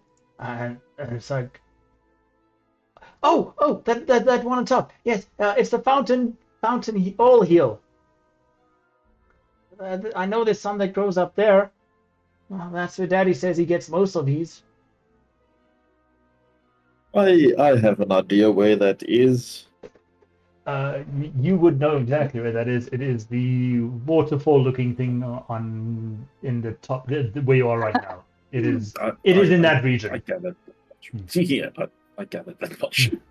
I'm just confirming that you would know, and that it's not Farmy who knows, but it is also Dasan. Yes. Okay. So that leaves us with the dog rose Any Okay, chance? well, we know where to get the mistletoe. I mean, any chance we could find the dog rose in the meadow of flowers? I don't know what dog rose is. It's a small flower, but I'm gonna sort of like show her the size. Delicate little white pinkish leaves or petals. I mean, That doesn't smell like a dog or like a flower, like a rose. it smells more like a flower, kind of sweet, much like the scents around here.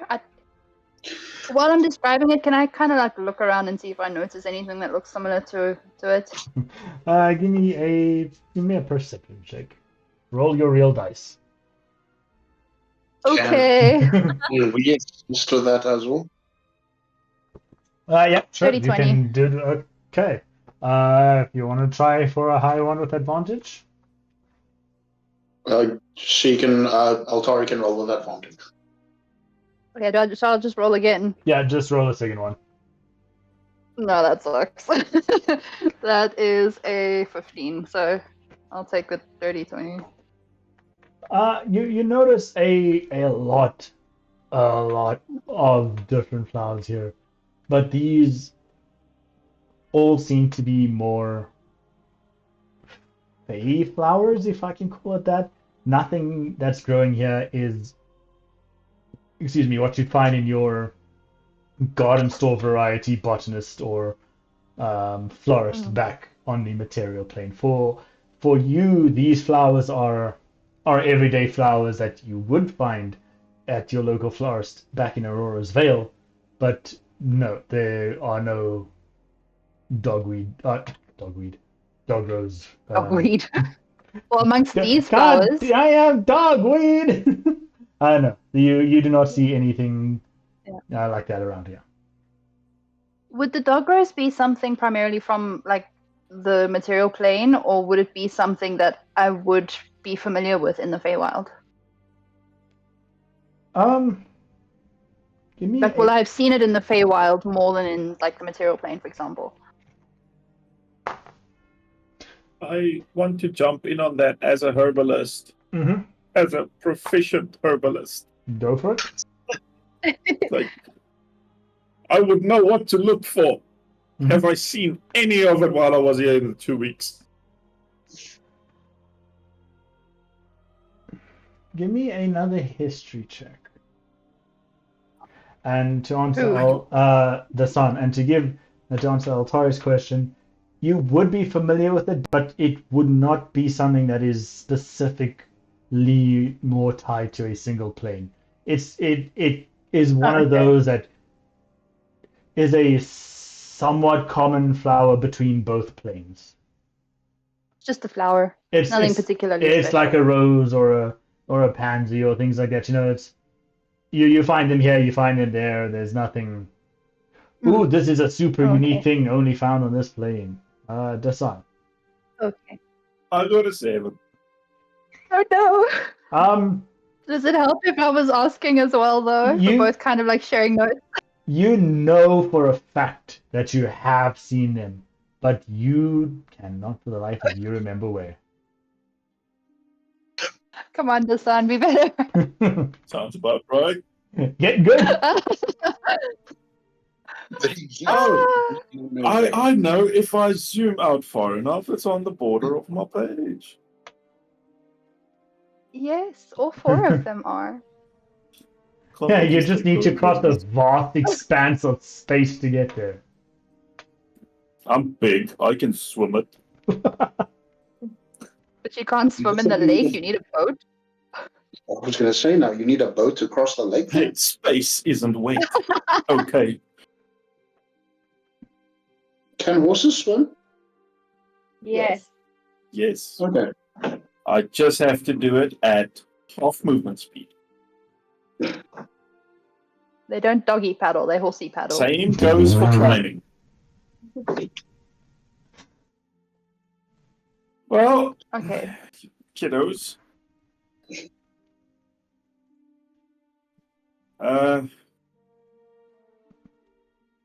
It was interesting. Say, Well, Andarana Tiaan, it is an honor to have met you and spent this time in your place of peace, and thank you for the information that you have offered us. When you I'll give say them a that, little bow. they both look to Dasan. What did the funny lady's words mean? It's a formal elven greeting for may you go in peace. They kind of like look at each other. Oh, okay.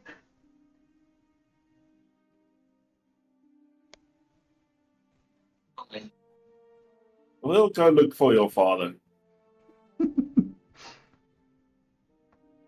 You behave now. Okay, so We'll think about it.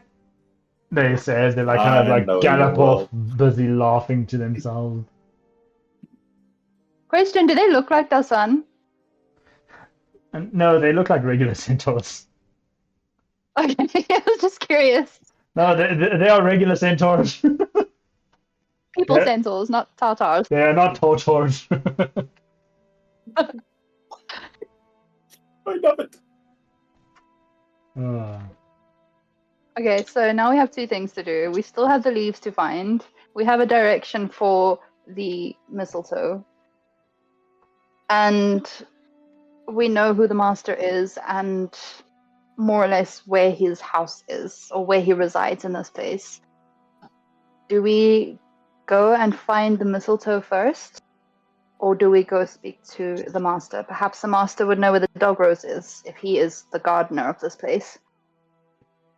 Well, the mistletoe is quite far from where we are now. It's on the other end of the garden.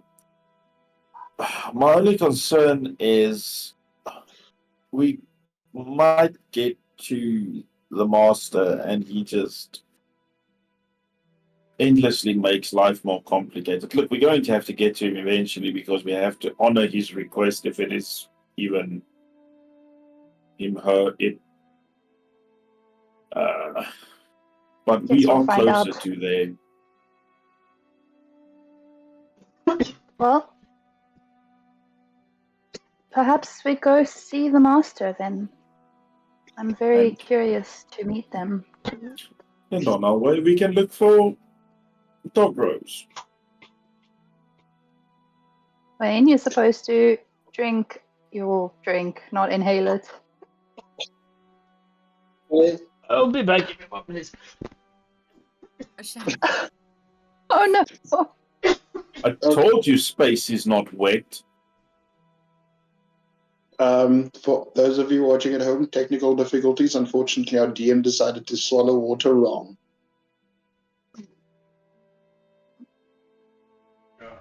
Do not try at home.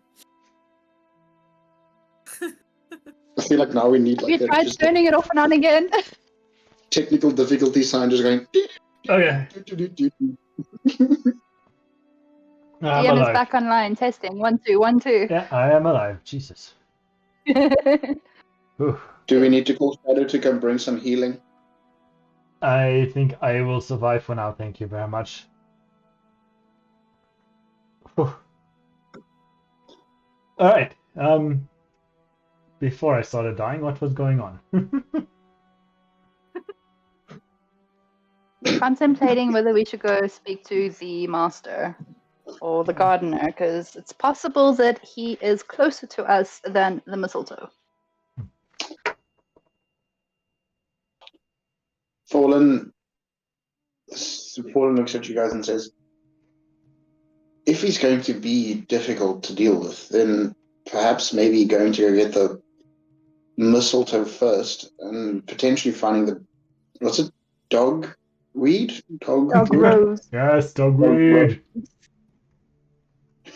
Dog rose first on the way, because should he be difficult to deal with,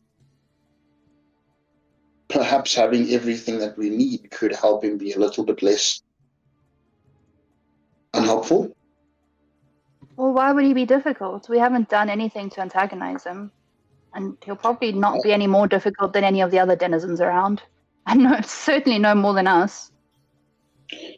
I'm just saying, I mean, if the whole riddle thing was find the stuff and, you know, I purely think potentially going there with everything we need rather than just having half could be better. But on the other hand, remember we're also looking for Juliana and Orlando. He might know where they've been, and we can possibly follow their trail while finding the rest of the leaves.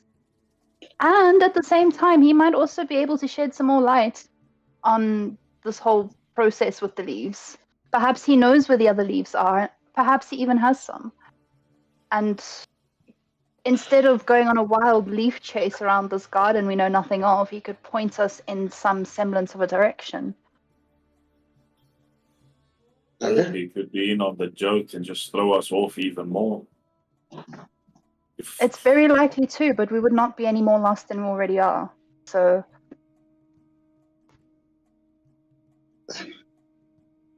either way, we need to get our own way out of here, but we also need to find the lovers, and hopefully they're still in one piece. I do apologize. I find this place very stressful. You cannot trust everything you see, but you also cannot trust everything you don't see. You cannot listen to everything you hear, but you cannot also not listen to. I need to be careful about people being honest. I need to be careful about people being fake. I have to be careful. And I cannot even cut off heads because of it. That is the last thing you should be doing in a place like this. But when you find yourself in such a predicament, who do you trust? Well, apparently the way you said, nobody. So by that logic, I shouldn't even trust anybody I see in front of me. Yourself, Forlan. Trust yourself and your own instincts. Well, apparently that let me down because I've been seeing somebody who's supposed to be dead. And yet, you led us out of the forest, and in more or less the right direction, so some things still seem to be... Somewhere in your gut, you still seemed to follow the right instinct. You and I both know that was good. Yeah, but if you keep going left, you'll end up in the right place eventually, right? Wasn't that something you told us? Even if you seem to be going in circles. That was in a square. This is a straight line.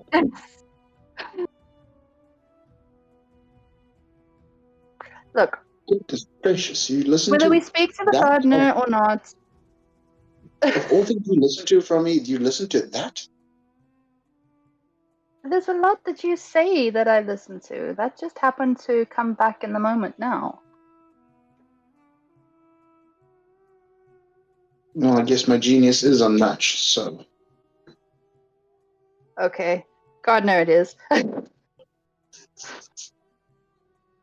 He's closer.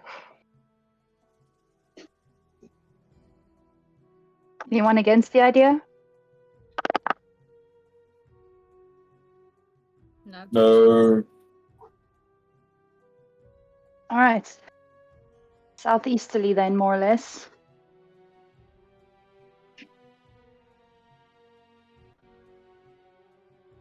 I would like to start walking in the direction that the kid pointed, towards supposedly behind the red flowers, was what he said.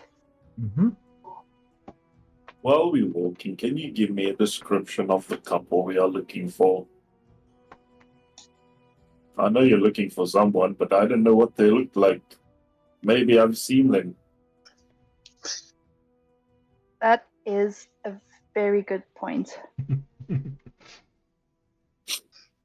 Neither do we know what they look like. Roll a history check. That's sudden realization when you think when the players are like, oh wait, fuck, we didn't ask what these super kids look like, did we? No, I No. did. I did. Did you? I just don't remember what session notes it's in. Oh my fuck. This is why linking in Obsidian is important. Why is it when I go back to my notes it says stash campaign notes, words here, ... and that is it. Words here. Oh, I love it. Words here. Wow, I am letting myself down here. Okay, well, I can't remember what they look like. I know one was female and the other was male. Well, Forlan looks to Dasan. We know their names. I know That's that about they it. were slightly tanned because everyone on Cybar was very like tanned. I can't remember if one was sort of like Check your had images. elven features.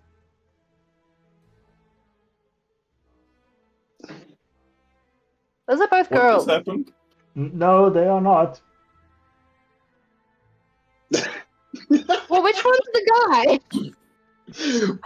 Wait, Honey. wait. Please show the picture of the cat, please.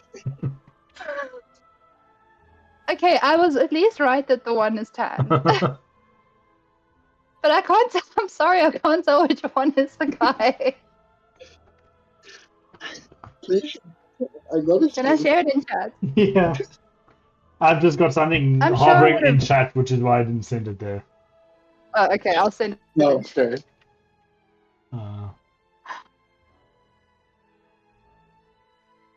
Guys, help me out here. What am I looking at? Fair, I see your problem. Huh? I'm pretty sure the girl was one in blue. It's mistakable, but I also see where the DM is said, where the DM side also comes in. You can tell the one is a bit more. I think that Juliana is the tanned one because she is.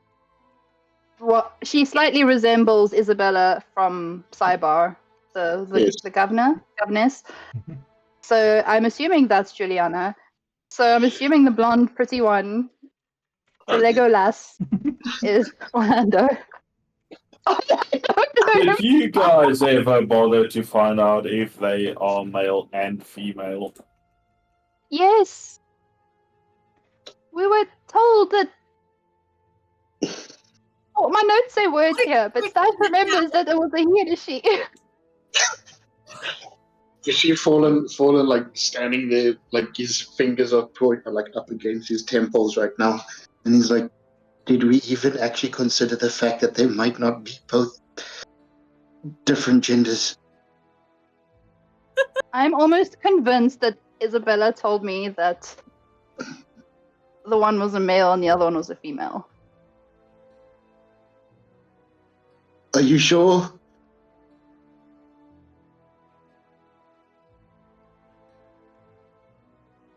Well, now I'm not because my notes are betraying me. But yes, I am sure.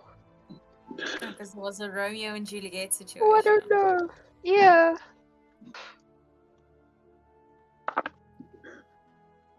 Yeah, but Altari was stressed. Okay. Romeo apparently might become Rachel. And what is wrong with that? Nothing. We're not judging. It's just No, we're not We are judging. suddenly- We're just confused as to we thought it was something, and apparently, according to the image, unless he's just Freaking out very because pretty. something doesn't match up.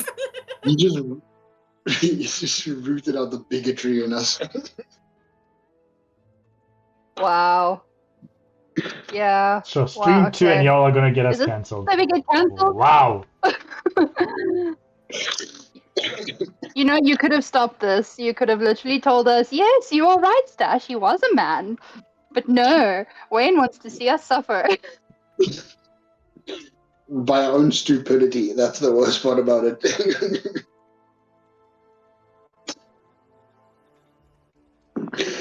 I will resign myself to the fact that they are beautiful entities who happen to be in love, and we don't care what they look like, we just need to find them.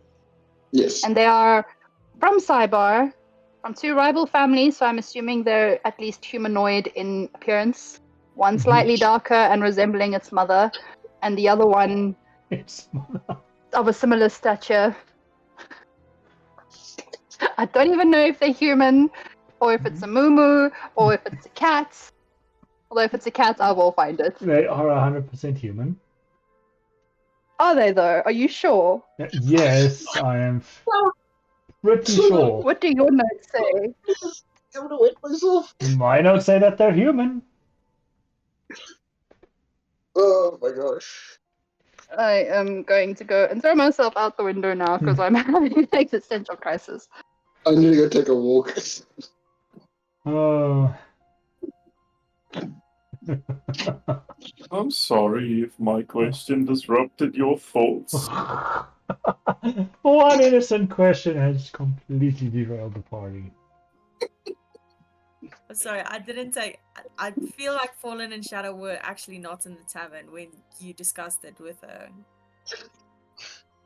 We were outside, probably talking shit. Yes, we were, but Yeah. she also was supposed to relay the message to us. I would have, at least on the horses. Yeah, we were talking shit outside. That's the thing. Yeah, but we were talking shit all the way to the cave. Yes, but I'm also almost certain that Wayne mentioned that he is from another family, a feuding words. He is from the other family, and the two families are feuding. So they ran off to be together. The whole Romeo and exactly, the Romeo and Juliet vibe. I And do remember something Visilva, along what does those your lines. note say? yeah, Visilva, help us out here. Hold on. This is very dodgy, if we're trusting my notes.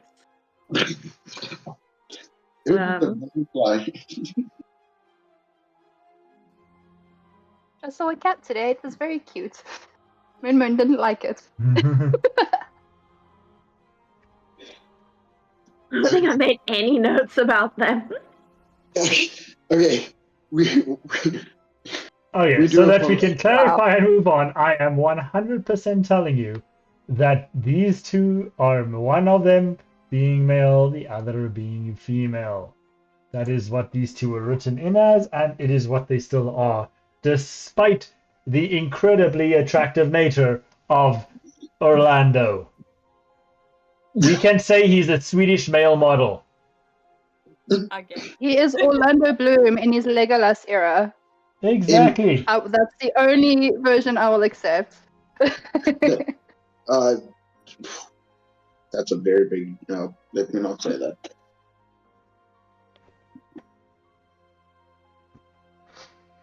And they just swapped 90s for the photo. Exactly. Oh, who says who? Why can't he be the pink one? Oh no, it's not the pink that was throwing me off. It was the anatomy that was throwing me off. No, this is, But okay, this is D&D handbook art. It's not exactly the most accurate. Oh no, the art is beautiful. It is It's very beautiful. It's There's shadows in places that look like he's got things that men don't have. Like hooves? Oh my gosh. Like who?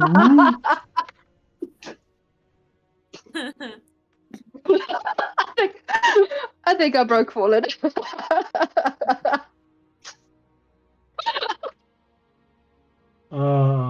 Anyway. Okay, yes, Dasan, they are female and male humans.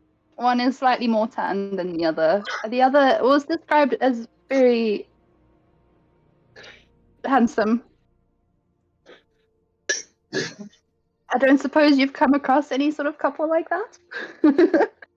Yeah, well, I've seen things. Well, I mean, there was. Things? Yeah, you see a lot of things here. There was this two people who they did seem extremely lovey-dovey. Like they couldn't keep off each other. But I thought it best not to interrupt them Where Well, did what you did see? they look like? Well, the young lady was slightly more tanned than the other, what almost looked like another young lady, but Wait, I couldn't they seem like see they- all that clear. So But they didn't seem like they didn't want to be here, right? oh no, they were totally you know, like when two young people fall in love and they stop eating and drinking and they try to just survive on love. It was pretty much that. Why are we here after them then again? Hey, could it be someone else saying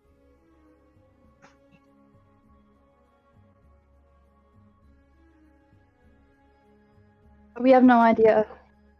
But back in Cybar, it's been 2 years, and I don't know the size of this garden, but those leprechauns said they only passed here a few weeks ago. Wait, And didn't with we have a time trip being, patch?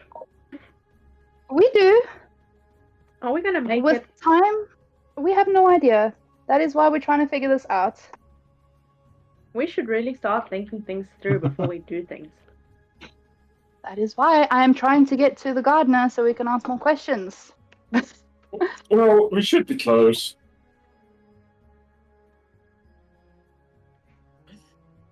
Shouldn't we? Walking, talking. I don't know, you know Walking, this walking. place. As You're the one that knows where we're supposed to go. with the son's mention of walking, talking, I'm assuming you guys were walking and talking and not just standing there still Yes. talking. Yes. Okay, great. Yes. Please, yes. Having crossed, Wherever we go in this place, we are walking and talking. having crossed the bridge over the small river that runs into the significantly larger lake, you continue walking when you see. I just need to write this piece down. You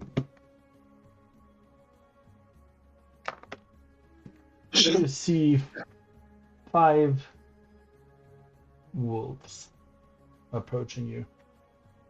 Puppies! As they get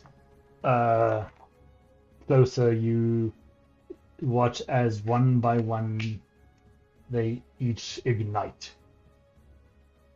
The Walking puppies to are on fire. in a bright inferno. These wolves approach. Is this normal in the Feywildy realms?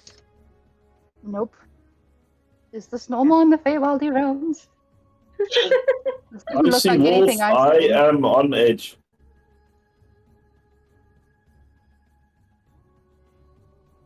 This does not look familiar. So hard to solve. Ah, crap. I went too far. Wow. Your timing is once again spot on, I'm just saying. You watch as the wolves start.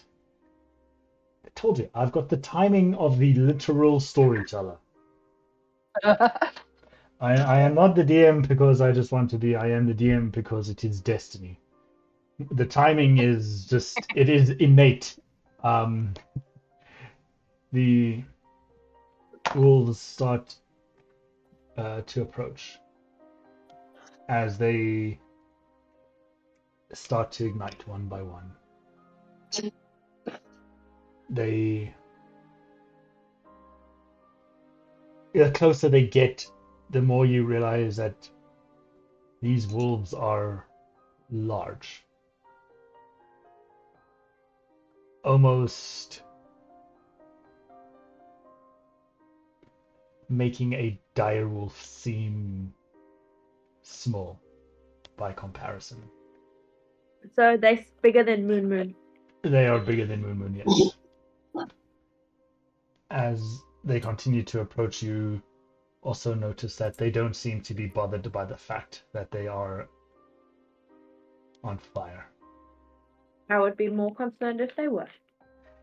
You see as they start snarling at you, these blood red eyes there. This almost hot drool dripping out, leaving trails of steam as it falls to the floor, leaving small patches of little chars as they start making their way in towards you. You Can I prepare a spell if they try and attack us? yes, you can. What would you like to prepare? Animal friendship.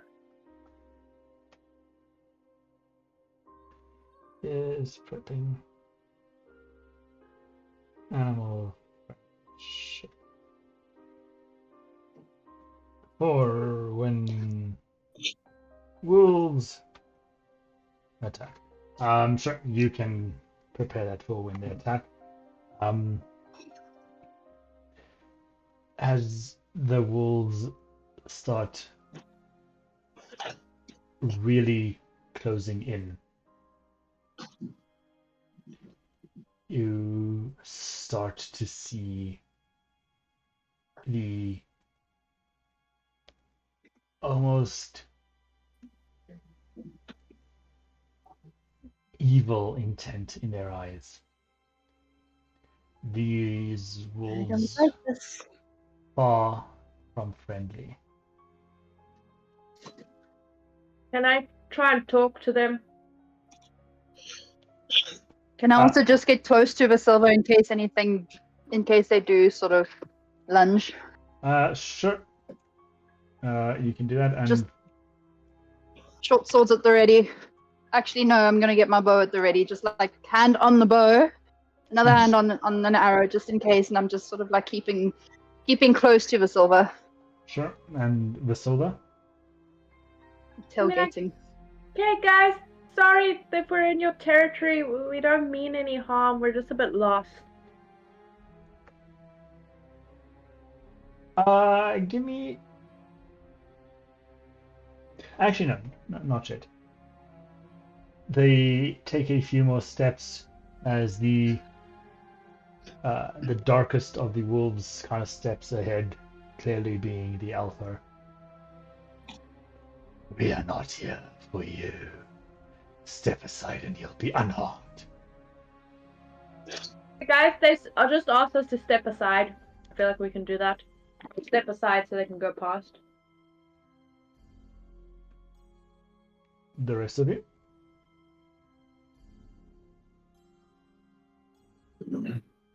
What did he say?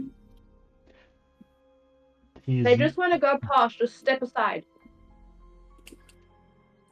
Step aside, but still sort of just keeping sort of in between them and Visilva.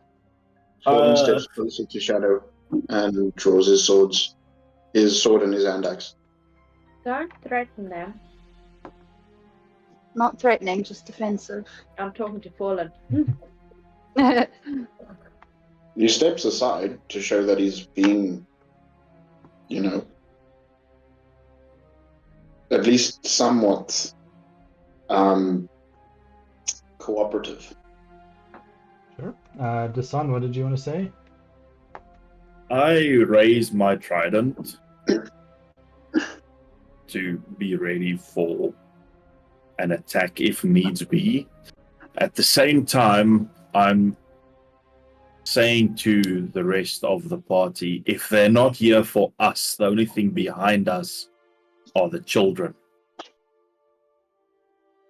Yeah.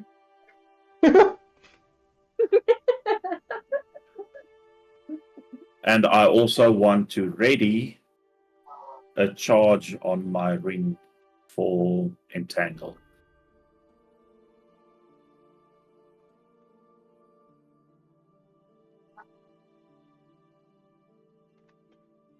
All right. As You all ready your spells and draw your weapons in your defensive stances, and step aside. I don't have my bow drawn. I just have my hand there ready to whip it out. Sure. Sorry. No worries. You watch as the wolves start to split the party almost. And for the first time, you all look in the direction that the wolves are walking, seeing what it is they are after, where it is these wolves are so determined to go. And standing there, a familiar figure clad in all black.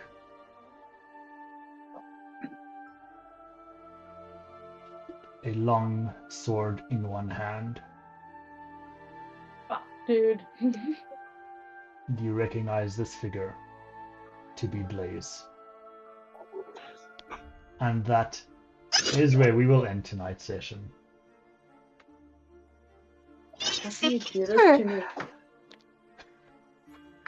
So thank you to everyone who has taken time to join us tonight.